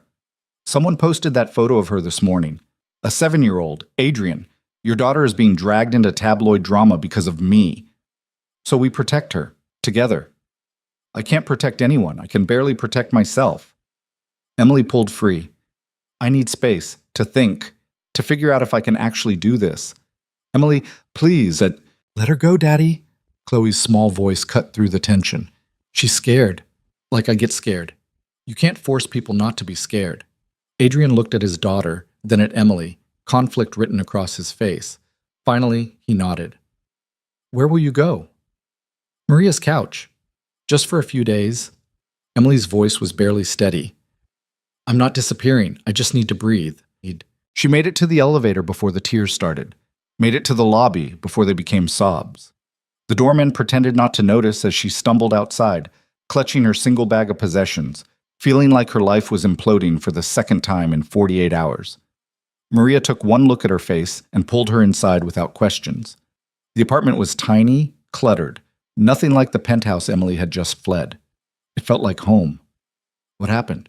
Emily told her everything, the flooding, moving in with Adrian, the article, the comments. Maria listened without interrupting, then handed her a beer. So you ran. I didn't run, I retreated strategically. You ran. Maria's voice was kind but firm. Because things got real and scary and you defaulted to your trauma response. That's not. Emily stopped. Okay, maybe a little. Honey, I've known you for 3 years. Every time something good starts happening, you find a reason to sabotage it. Bad dates, good job opportunities, that apartment with the cheaper rent, you always pull back right when things might actually work out. Because good things don't last. Not for people like me. And how do you know that if you never let them last? Maria sat beside her. This guy sounds like he actually cares. His kid adores you. Yeah, his world is scary and complicated, but whose isn't? Mine isn't. Mine is simple. Poor, but simple. And lonely. Don't forget lonely. Maria squeezed her hand. You deserve good things too, but you have to let yourself have them. Emily's phone had been buzzing non-stop. 17 messages from Adrian, 12 from a number she didn't recognize. She opened the unknown messages first. The first was a photo, Chloe holding a sign that read, I miss you already in crayon. The second, this is Chloe on Daddy's phone. Please come back. I don't care what the mean people say. The third, you're still my favorite person, and I love you. Emily's vision blurred. A 7-year-old who'd lost her mother was using the word love like it wasn't terrifying, like it was just a fact, simple and true. She opened Adrian's messages. I'm sorry for everything, for not protecting you better from this. Margaret admitted she tipped off the press. I've cut contact. She won't see Chloe until she apologizes to you. My PR team is working on it. We'll get the worst articles taken down. Chloe's devastated. She thinks you left because of her. I know you need space. Take it. But please know we want you here, both of us. This is your home if you want it. I love you. I should have said it before. I love you, and I'm not going to stop loving you because some strangers online don't understand what we have. The last message broke something open in Emily's chest. She'd spent so long protecting herself that she'd forgotten what it felt like to be fought for, to have someone choose her despite the complications. I think I messed up, she whispered. Maria smiled. Then fix it, but not tonight. Tonight you process. Tomorrow you figure out what you actually want instead of what fear tells you to want. Emily spent the night on Maria's lumpy couch, staring at Chloe's messages, reading Adrian's words over and over. The internet was still ripping her apart. She made the mistake of checking. But somewhere between the vicious comments and invasive speculation, she found perspective. These people didn't know her, didn't know Adrian, didn't know the accidental text that started everything, or the way Chloe laughed when they built blanket forts, or how Adrian looked at her like she was solving puzzles he'd been stuck on for years. They saw a story that fit their narrative. Rich man, poor woman, obvious gold digger. But they didn't see the truth underneath, two broken people learning how to be whole together. Morning came with clarity. Emily borrowed clothes from Maria, took the subway to the penthouse, and stood outside the building gathering courage. The doorman recognized her immediately. Ms. Carter, Mr. Vale left word you're always welcome up. Even after the articles? The man's expression softened. Especially after the articles. Anyone with eyes can see how that little girl lights up around you. That's not something you fake. Emily rode the elevator up, her heart hammering. She had no speech prepared, no clear plan. She just knew she was tired of running. The elevator doors opened. Chloe was sitting on the floor right there, like she'd been waiting. When she saw Emily, her face crumpled. You came back. I came back. Emily knelt down. I'm so sorry I left like that. You were right. I got scared. But being scared isn't a good enough reason to hurt people I care about. Chloe threw herself into Emily's arms with enough force to nearly knock her over. I thought you were gone forever. Not forever. Not even close. Emily held her tight. Where's your dad? Office. On the phone again. He's been on the phone all night talking to people about fixing the mean articles. Emily found him there, still in yesterday's clothes, looking like he hadn't slept at all. He was mid-sentence when he saw her in the doorway and stopped talking entirely. I'll call you back. He ended the call without waiting for a response. You're here. I'm here. Emily stepped inside, closing the door behind her. I'm sorry I ran. You were trying to help, and I made it about all my damage instead of trusting what we're building. Adrian crossed to her in 3 strides, pulling her against him. I'm sorry I didn't prepare you better for what dating me would mean. The scrutiny, the press, my in-laws being vindictive. Is it always going to be like this? Honestly? Sometimes yes. The price of visibility. He pulled back to look at her. But my PR team got most of the articles taken down. We're threatening legal action against the sites that published photos of Chloe without permission, and I've made it clear to everyone in my life that you're not going anywhere unless you choose to leave. I don't want to leave. The words came out quieter than intended. I want to stay. I want this. Us. Even when it's scary. Yeah? Yeah, but I need you to understand something. Emily took a breath. I'm going to be bad at this sometimes. At accepting help, at trusting that good things can last. My default setting is survival mode, and that doesn't shut off easily. So we'll figure it out together. You tell me when I'm pushing too hard. I'll tell you when you're running, when you should stay. We'll mess up and apologize and keep trying. That simple? That complicated? He smiled slightly. But worth it. You're worth it. Emily kissed him then, pouring everything she couldn't say into the contact. When they broke apart, Adrian was smiling for real. I meant what I said last night. I love you. That's crazy. You barely know me. I know enough. I know you make my daughter laugh. I know you paint planets with the same care other people reserve for actual important things. I know you're brave even when you're terrified, and you showed up in my life exactly when I'd given up on feeling anything again. He touched her face gently. So yeah, maybe it's crazy, but it's also true. Emily felt tears prickling. I think I love you too, which is definitely crazy. Want to be crazy together? Absolutely. They found Chloe in the living room, pretending to watch cartoons, but clearly eavesdropping. She looked up when they entered, hope written across her face. Are you staying? For real this time? Emily looked at Adrian, who nodded almost imperceptibly. She took a breath and made the choice that terrified and thrilled her in equal measure. For real this time. If that's okay with you. Chloe launched off the couch and into Emily's arms. Yes, this is the best day ever. Over the next week, they settled into something that almost resembled normal. Emily kept working her shifts at the cafe despite Adrian's protests, needing the independence even if she was living in his penthouse. The press attention gradually died down once they realized there was no scandal, just two people quietly building a relationship. Adrian's PR team released a simple statement. Mr. Vale is moving forward with his life and would appreciate privacy for his family during this time. No confirmation, no denial, just a boundary firmly drawn. Margaret and David made one attempt to apologize. A phone call Adrian put on speaker so Emily could hear the careful non-apology about unfortunate misunderstandings. Adrian had simply said they could see Chloe again when they were ready to treat Emily with respect, then hung up. That's going to cause problems, Emily had warned. Let it. Chloe doesn't need grandparents who make you feel unwelcome. But 2 weeks after the article broke, something shifted. Emily answered the penthouse phone, a landline she'd never heard ring before, and found Margaret on the other end. Is Adrian there?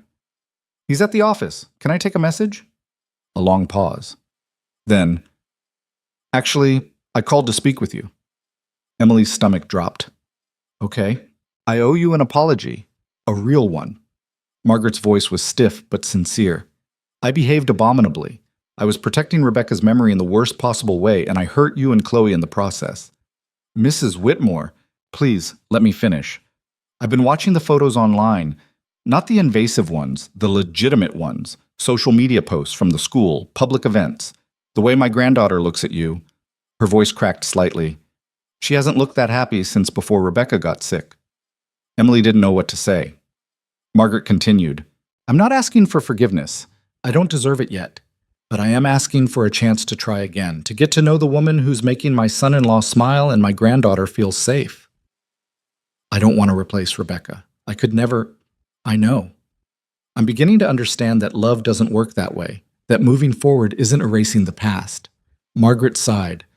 Would you be willing to meet for coffee? Just the two of us? Emily looked around the penthouse that had somehow become home, thought about Adrian and Chloe and the fragile, beautiful thing they were building together. Yeah, I can do coffee. They met the next afternoon at a cafe halfway between their worlds. Margaret arrived first, looking less polished than before, more human. They ordered drinks and sat in awkward silence until Margaret spoke. Rebecca would have liked you. Emily blinked. You don't know that. I do, actually. My daughter had excellent instincts about people, and she would have seen what I was too blind to see, that you genuinely care about her family. I love them. The words came out simple, true. I didn't plan to, but I do. I can see that now. I'm sorry it took a tabloid article and my own bad behavior for me to notice. Margaret stirred her coffee absently. Adrian deserves happiness again. Chloe deserves a full life. I let my grief make me selfish. They talked for 2 hours about Rebecca, about loss, about the impossible task of moving forward while honoring what came before. It wasn't perfect. Margaret still had moments of barely concealed pain when Emily mentioned future plans with Chloe, but it was honest, and that counted for something. When Emily got home, and it was home now, she'd stopped fighting that, Adrian was waiting with Chloe doing homework at the dining table. How did it go? Better than expected. She's trying. Emily set down her bag. I think we might actually figure this out. Yeah? Yeah. That night, after Chloe was in bed, Adrian found Emily on the balcony, looking out over the city that had once felt impossibly large and now felt like it might actually have room for her. What are you thinking about? How different my life looks now compared to 2 months ago. She leaned into him when he wrapped his arms around her from behind. I was so lonely I'd convinced myself it was normal, that wanting more was setting myself up for disappointment. And now? Now I'm terrified but happy, which is new. Adrian kissed the top of her head. Good terrified or bad terrified? The kind where I'm scared I'll mess this up, but willing to risk it anyway. That's the best kind. He turned her to face him. I have something for you. He pulled a key from his pocket. Not just any key, an actual key card for the elevator, the kind residents had. This is yours, officially. Your name on the building registry, your own access, everything. Emily stared at the card. Adrian, you've been here 6 weeks. You're not a guest anymore. This is your home if you want it to be. He paused. No pressure. You can still keep looking for your own place if that feels right. But I wanted you to know the options here. We're here. Whenever you're ready. Emily thought about her destroyed apartment, about Maria's couch, about all the temporary places she'd lived in her life. Then she thought about Chloe's laughter and Adrian's steady presence, and the way this penthouse had started feeling less like a glass tower and more like home. Okay. I want to stay, for real, not as a guest or someone in transition, just stay. Adrian's smile was brilliant enough to light the entire city. He kissed her deeply. Joy and relief poured into the contact. When they broke apart, Emily was smiling too. This is crazy, right? We've known each other for 2 months. Absolutely insane, and we're doing it anyway. Absolutely. From inside, they heard Chloe's voice. Are you guys done being mushy? I had another bad dream. They both laughed. Adrian called back, Coming, baby girl. As they headed inside to comfort his daughter, their daughter, Emily was starting to think. She felt something settle in her chest, something that felt a lot like belonging. The road ahead wouldn't be smooth. Margaret would have good days and hard days. The press would probably circle back eventually. Emily would keep fighting her instinct to run when things got scary.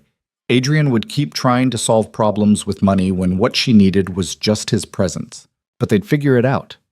Together. Imperfectly and messily and real. And for the first time in her life, Emily believed that good things could last if you were brave enough to hold on to them. 6 months had a way of changing everything and nothing at the same time. Emily still worked at the cafe 3 days a week, despite Adrian's gentle protests. Still took the subway sometimes just to feel normal. Still had moments where she'd wake up in the penthouse and feel like an imposter.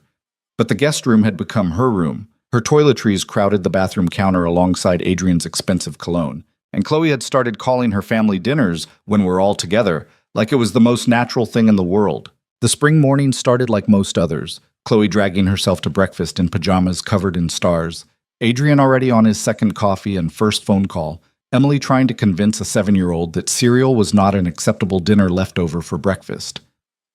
But you let me have pizza for breakfast last week, Chloe argued around a yawn. That was one time and your dad was out of town. Doesn't count. Everything counts when you're trying to negotiate, Adrian said, ending his call. She gets that from me. Great. I'm raising 2 lawyers. Emily slid eggs onto plates. Eat real food, both of you. It was domestic and ordinary, and Emily still couldn't quite believe it was her life. That she got to have mornings like this, arguments about breakfast and homework reminders, and the comfortable chaos of people learning to be a family. Chloe pushed eggs around her plate, unusually quiet. Adrian noticed first. What's going on, baby girl? You're never this quiet before school. There's a thing at school next Friday, for Mother's Day. Chloe's voice went small. We're supposed to bring our moms and do crafts and stuff. The kitchen went silent except for the coffee maker's gurgling. Emily's heart cracked watching Adrian's face cycle through pain and parental helplessness. Oh, sweetheart. Can Emily come? Chloe looked up with desperate hope. I know she's not my real mom, but she does mom things. She helps with homework and makes me eat vegetables and knows how to braid hair better than you do, Daddy. Adrian looked at Emily, a question in his eyes. Emily felt frozen. This was dangerous territory, stepping into spaces that belonged to Rebecca, potentially overstepping boundaries that hadn't been fully negotiated. I don't want to, Emily started carefully. Your mom will always be your mom, Chloe. Nobody can change that. I know, but she's not here and you are. Chloe's eyes were bright with unshed tears. Is it bad that I want you there? Does that mean I'm forgetting her? Emily was across the kitchen in a heartbeat, kneeling beside Chloe's chair. No, baby. It means you're learning to hold two things at once, missing someone who's gone and loving someone who's here. That's not forgetting. That's growing. So you'll come? Emily looked at Adrian again. He nodded, trust and gratitude clear in his expression. I'll come, if your dad says it's okay. More than okay, Adrian said quietly. Rebecca would want you to be there. She'd want Chloe to have someone who shows up. Chloe's smile was worth every complicated feeling churning in Emily's chest. The little girl went back to her eggs with renewed energy, chattering about what crafts they'd make. But Emily caught Adrian's hand under the table and held on. They were navigating impossible terrain, honoring the past while building a future. And there was no roadmap for it, just love and intention and the willingness to mess up and try again. After Chloe left for school, Adrian pulled Emily into his office. She knew that look, the one that meant he'd been thinking too hard about something and was about to spring it on her. So, there's a gala next month, Valcor's annual charity event. He said it casually, but his shoulders were tense. I'd like you to come, officially, as my partner. Emily's stomach dropped. That's different from the Mother's Day thing. How? That's for Chloe. This is your world. Investors, board members, all the people who read those articles about me 6 months ago. Exactly, which is why I want you there, to show everyone that you're not going anywhere. He moved closer. I know it's asking a lot. The scrutiny will be intense, but we can't keep hiding what we are because some people might judge. I'm not hiding. I'm being practical. You're protecting yourself. There's a difference. His voice was gentle but firm. And I get it. But at some point we have to live publicly, or we're letting fear make our choices. Emily thought about the cafe, where she'd overheard customers gossiping about Adrian Vale's mystery girlfriend just last week. About Margaret's slow warming, the way Chloe's school friends' parents looked at her with curiosity and speculation. She'd been existing in this in-between space, part of Adrian's life, but not fully claiming it. What if I embarrass you? I don't know which fork to use at fancy dinners. I'll probably say something wrong to the wrong person. Then you'll be human, which is more than most people at these things can claim. Adrian caught her hands. I don't need you to be perfect. I need you to be you, the woman who showed up when I needed someone and stayed when it got hard. You make it sound easy. It's terrifying, but so is everything worth doing. Emily looked at this man who'd somehow become essential to her existence and made a choice she wasn't sure was brave or reckless. Okay, I'll go. But I'm wearing something from Target just to make a point. Adrian's laugh was relieved and genuine. You can wear whatever you want, though I should warn you, my assistant will probably have opinions. Your assistant can keep her opinions to herself. I'll be sure to tell her that, right before she quits. The gala was 4 weeks away, which gave Emily plenty of time to panic. Maria found the whole thing hilarious. You're living a literal rom-com. Poor girl goes to ball with billionaire prince. If this is a rom-com, we're in the third act where everything falls apart before the happy ending. Or you're in the part where you stop waiting for disaster and actually let yourself be happy. Maria refilled Emily's coffee during their shift. You've been waiting for the other shoe to drop for 6 months. Maybe there is no other shoe. There's always another shoe. Not if you stop looking up at the sky expecting it to fall. Emily wanted to believe that, but years of foster care had taught her that good things were temporary, that belonging was conditional, that love could be withdrawn the moment you stopped being useful or convenient or easy. The Mother's Day event came first, a week before the gala. Emily showed up at Chloe's school with craft supplies and anxiety, scanning the room full of actual mothers who belonged there in ways she wasn't sure she did. Chloe found her immediately, grabbing her hand and dragging her to their assigned table. "You're here! I told everyone you were coming!" The teacher, a kind-faced woman in her 50s, approached with a warm smile. "You must be Emily. Chloe talks about you constantly. All good things, I hope. The best things. It's clear she adores you." The teacher's eyes were knowing. Family looks different for everyone. What matters is showing up. They made picture frames decorated with painted flowers and glitter. Of course, glitter, Chloe's favorite, while other mothers and daughters chatted around them. Emily helped Chloe write a message for the frame. "For the people who make our house a home." "Who's it for?" Emily asked. "You and Daddy. Duh." Chloe said it like it was obvious, like Emily had always been part of this equation. On the way out, a woman approached. Another mother, perfectly styled, the kind who probably had never worked a service job in her life. "You're the one dating Adrian Vale, aren't you?" Emily braced for judgment. "Yes. I just wanted to say, my daughter's in Chloe's class. She talks about how happy Chloe's been this year, how much she's opened up." The woman's smile was genuine. "Whatever you're doing, it's working. That little girl needed someone, and you showed up. That matters more than anything else." Emily felt tears prickling. "Thank you." Walking to the car afterward, Chloe swinging their joined hands, Emily felt something shift. Maybe she did belong here. Not because of money or status or fitting some perfect mold, but because she'd chosen to show up and keep showing up, even when it was scary. "Did you have fun?" Chloe asked. "I did. Did you?" "The best. All the other kids were jealous of my glitter skills. I told them you taught me everything." Chloe paused. "Emily, can I ask you something?" "Always." "Do you think you'll stay forever? Or will you leave someday like Mommy did?" Emily's heart stopped. They'd reached the car, but she knelt down instead of getting in, needing to be eye level for this conversation. "Your mommy didn't want to leave, sweetheart. She didn't have a choice." "I know, but you do have a choice, so will you choose to stay?" It was the fear Emily had been carrying for months, reflected back at her through a 7-year-old's anxious eyes. The fear that she was temporary, that this family wasn't really hers to claim, that loving them meant inevitable loss. But looking at Chloe's face, Emily realized the fear went both ways. This child had lost one parent already, and was terrified of losing another person she loved. "I'm choosing to stay," Emily said firmly. "Every single day I'm choosing you and your dad. That's not going to change. Promise?" "I promise. And I don't make promises I can't keep." Chloe hugged her so tight Emily could barely breathe. When they got home, the picture frame went immediately on Chloe's nightstand, right next to the photo of Rebecca that had always been there. Two things held at once: loss and love, past and present. It didn't have to be either or. The night of the gala arrived with the kind of spring rain that made Manhattan look like a movie set. Emily stared at herself in the mirror, barely recognizing the reflection. The dress was dark green, simple but elegant, a compromise between Adrian's assistant's suggestions and Emily's comfort level. Her hair was professionally done, makeup applied by someone who actually knew what they were doing. She looked like she belonged in Adrian's world. The question was whether she felt like it. "You look beautiful." Adrian appeared in the doorway, devastating in a tuxedo. "But you always do." "I look expensive. There's a difference." "You look like yourself, just dressed up." He crossed to her, fixing a strand of hair the stylist had carefully placed. "You ready?"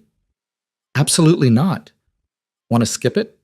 We can order Chinese food and watch Chloe's favorite movie for the 40th time instead." Emily smiled despite her nerves. "And disappoint your assistant after all her hard work? She'd never forgive me." "She'd get over it. You're more important than a gala." "I know, which is why we're going." Emily took a breath. "I can do this. I've survived worse than rich people judging my dress." The gala was at the Plaza Hotel, because of course it was. Emily had never been inside, and walking through those doors on Adrian's arm felt surreal. Cameras flashed immediately, actual paparazzi, not just event photographers. Adrian's hand tightened on hers. "Just smile and keep walking. They'll get their shots and move on." "Do I look okay?" "You look perfect and terrified, but mostly perfect." Inside was overwhelming: chandeliers and champagne, designer gowns and tuxedos, conversations about stock options and real estate investments. Emily recognized faces from magazines and news programs, people who existed in a stratosphere she'd only observed from the outside. Adrian's assistant, Patricia, materialized immediately. She was younger than Emily expected, sharply dressed, efficient in a way that was almost intimidating. "You clean up nice," she said, giving Emily an appraising look. "The dress works. Thanks for not letting me wear Target." "Oh, I would have let you, but Adrian's reputation can survive a lot. Your comfort in photos lasts forever." Patricia's smile was surprisingly warm. "He talks about you constantly, by the way. It's annoying, but also kind of sweet." Before Emily could respond, people started approaching. Board members wanting Adrian's attention, investors making small talk, society types clearly curious about the woman on his arm. Adrian handled it smoothly, introducing Emily with pride that made her heart squeeze. "This is Emily Carter, my partner. Not girlfriend, not date. Partner." Like they were building something together. Most people were polite, if curious. A few were openly assessing, clearly trying to figure out what a waitress brought to the table besides herself. Emily held her ground, making small talk about the charity, literacy programs for underprivileged kids, and avoiding conversations about her background when possible. Then Margaret appeared, David beside her, both dressed immaculately. Emily's stomach dropped. "Adrian?" "Emily." Margaret's voice was neutral. They'd had coffee twice more since that first meeting, slowly rebuilding something that might eventually resemble trust. But this was different, public, observed, a test of how far they'd actually come. "Margaret, David," Adrian's voice was carefully controlled. "I'm glad you came. We donate every year, couldn't miss it." Margaret turned to Emily, and something in her expression softened. "That dress is lovely, very elegant." "Thank you." Emily wasn't sure what else to say. "Chloe showed me the picture frame from the Mother's Day event. She's very proud of it."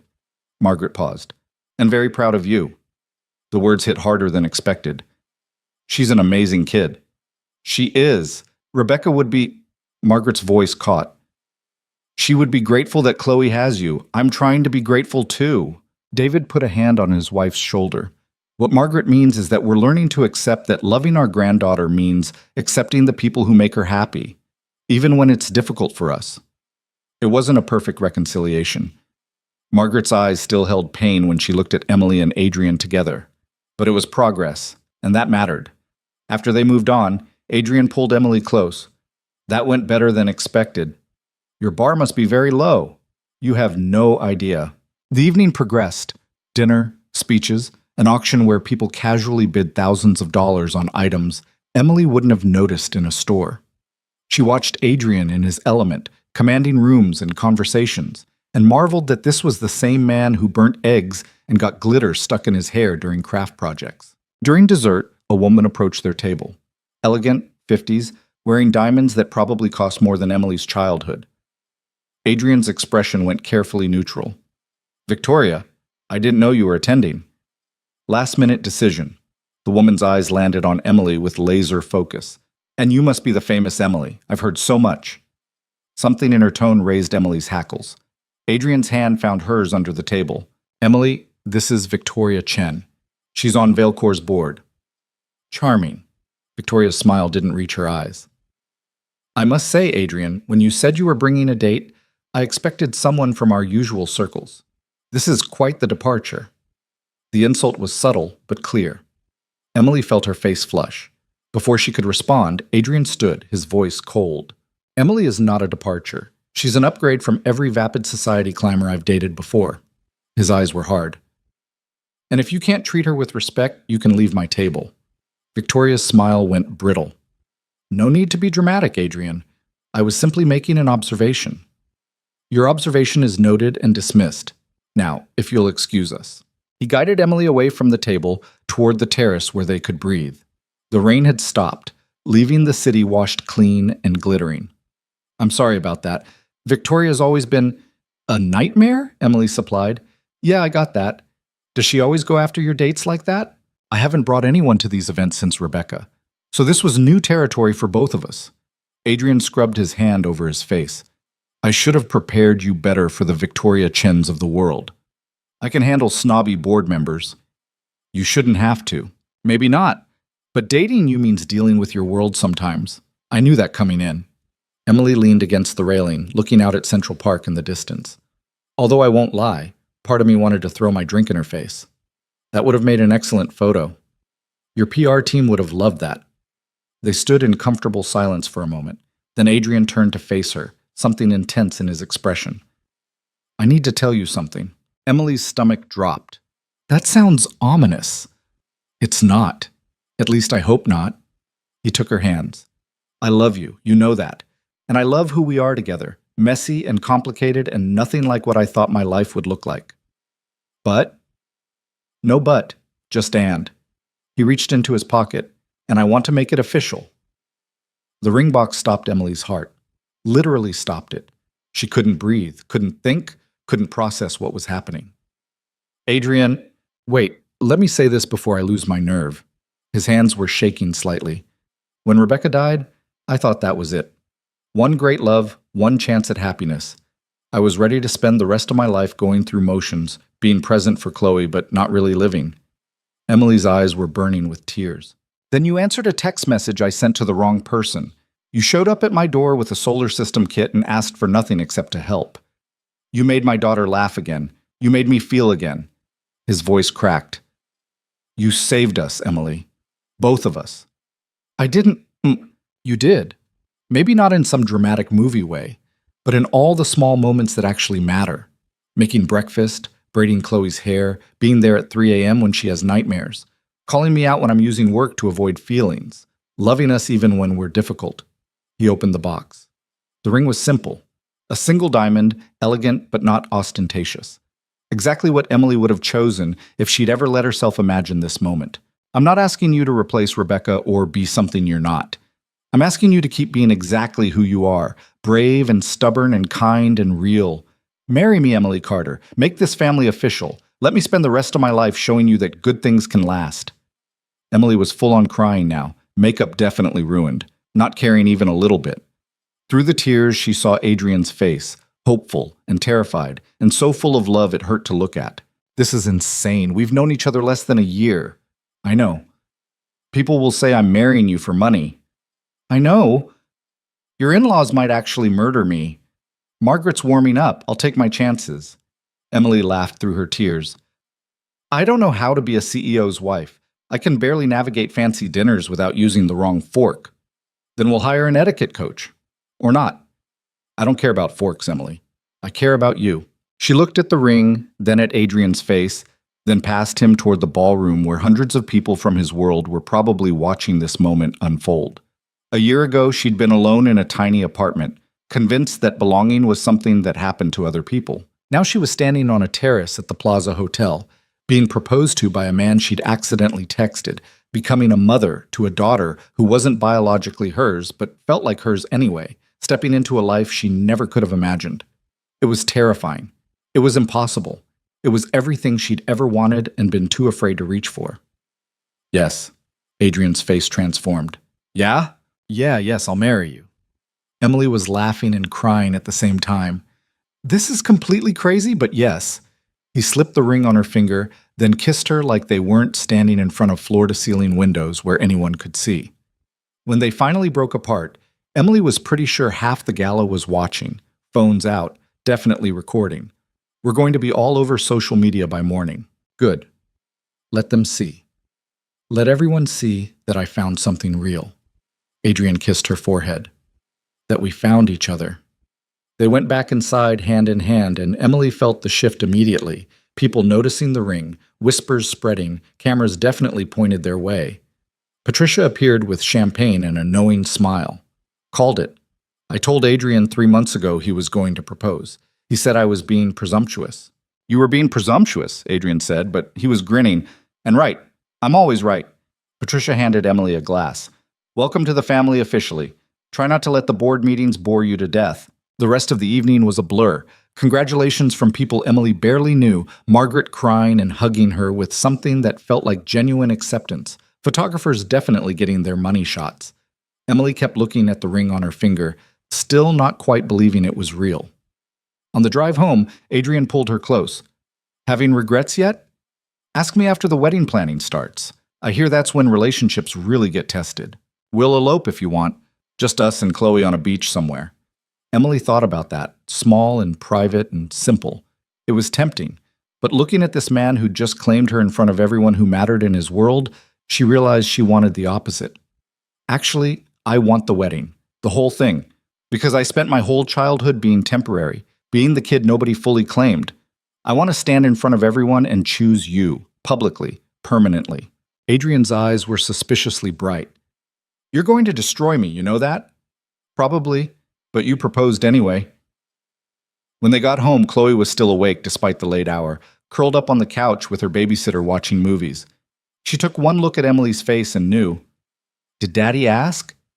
Did he finally ask? Emily held up her hand, showing the ring. He asked. Chloe screamed and launched herself at both of them, wrapping her arms around their legs. You're going to be my real mom now. Can I call you Mom? Or is that weird? I don't know the rules. Emily knelt down, taking Chloe's face in her hands. You can call me whatever feels right. Emily, Mom, that weird lady who makes you eat vegetables. I don't care about the name. I care about being in your life forever. Forever, forever?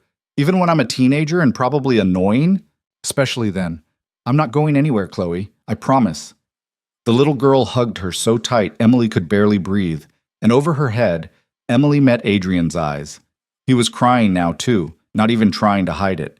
They put Chloe to bed together, both of them sitting on her bed while she fought sleep with questions about the wedding. Could she be Flower Girl? Could they have chocolate cake? Could Emily's dress have glitter?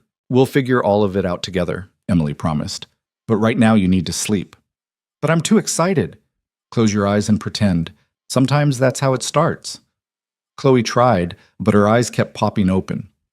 Finally, Emily started humming, a lullaby she remembered from the one foster mother who'd been genuinely kind before the system moved her again. The melody was simple, familiar, soothing. Adrian watched her sing his daughter to sleep with an expression Emily couldn't fully read. When Chloe's breathing finally evened out, they crept from the room together. In the hallway, Adrian pulled her close.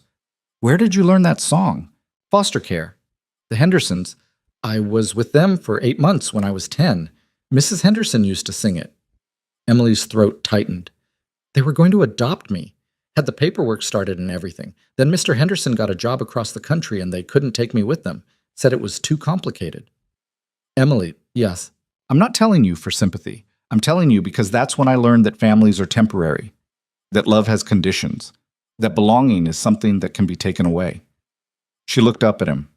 You're teaching me different, you and Chloe, that family can be chosen, that love can be unconditional, that I get to belong somewhere permanently. Adrian kissed her softly. You've always belonged here. From the moment you answered that text message, maybe before that. Maybe we were always heading toward each other and just didn't know it yet. They made it to their bedroom now, officially, Emily's last box from storage unpacked just last week.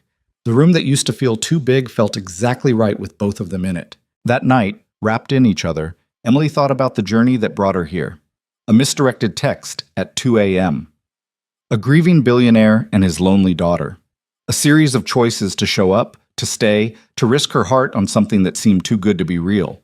She'd spent so long waiting for disaster that she'd almost missed the miracle happening right in front of her. The wedding was 3 months later in early fall when the city was just starting to turn golden. They debated venue options. Adrian's first instinct was something massive and elegant. Emily's was courthouse simple, before landing on a compromise that felt right. The penthouse terrace, transformed with flowers and lights, intimate enough to feel personal, but beautiful enough to honor the moment. 50 people, family and close friends, Margaret and David in the front row, Maria as maid of honor wearing a dress she'd actually let Emily help pick out. And Chloe, of course, in a flower girl dress covered in subtle sparkles that caught the light when she moved. Emily stood in the bedroom getting ready, staring at herself in the mirror.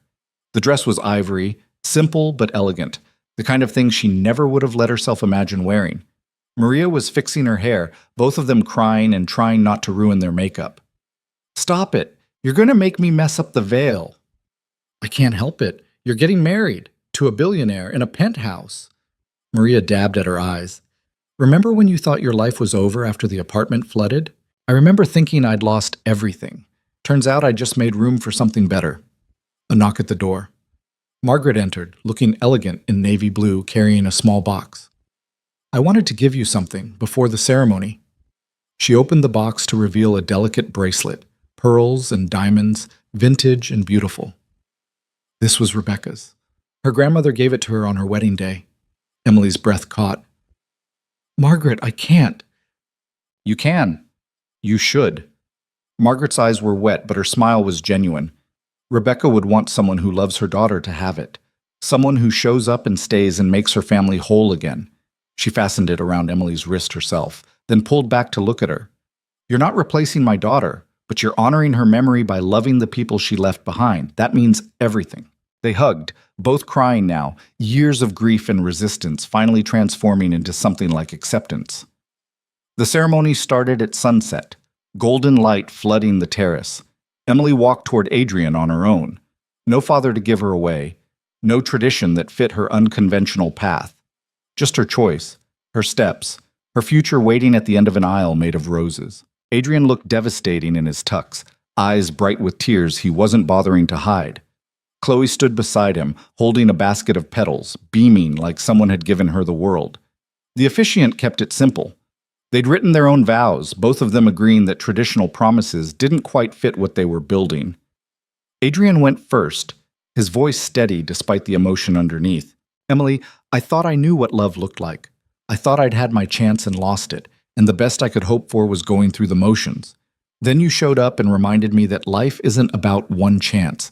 It's about staying open to possibility even when it scares you. He took her hands. You loved me when I was broken. You loved my daughter like she was yours before any paperwork said so. You showed up in every way that matters. I promise to spend the rest of my life showing up for you the same way. To love you through the fear and the joy and all the messy, complicated, beautiful moments in between. Emily was crying before she even started speaking, not caring that mascara was probably running down her face. Adrian, when you sent me that text message, I almost deleted it. Almost decided it wasn't my problem, that getting involved with a stranger's pain was a mistake.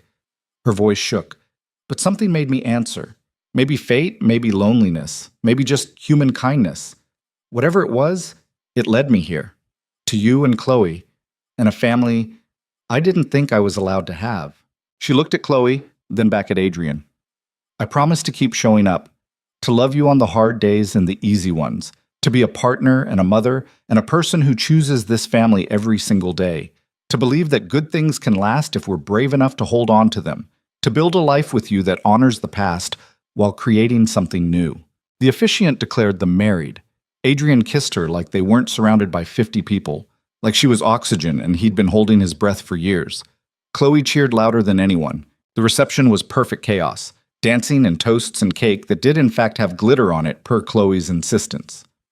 Emily danced with Adrian, with Chloe, with Maria, who kept crying and blaming allergies.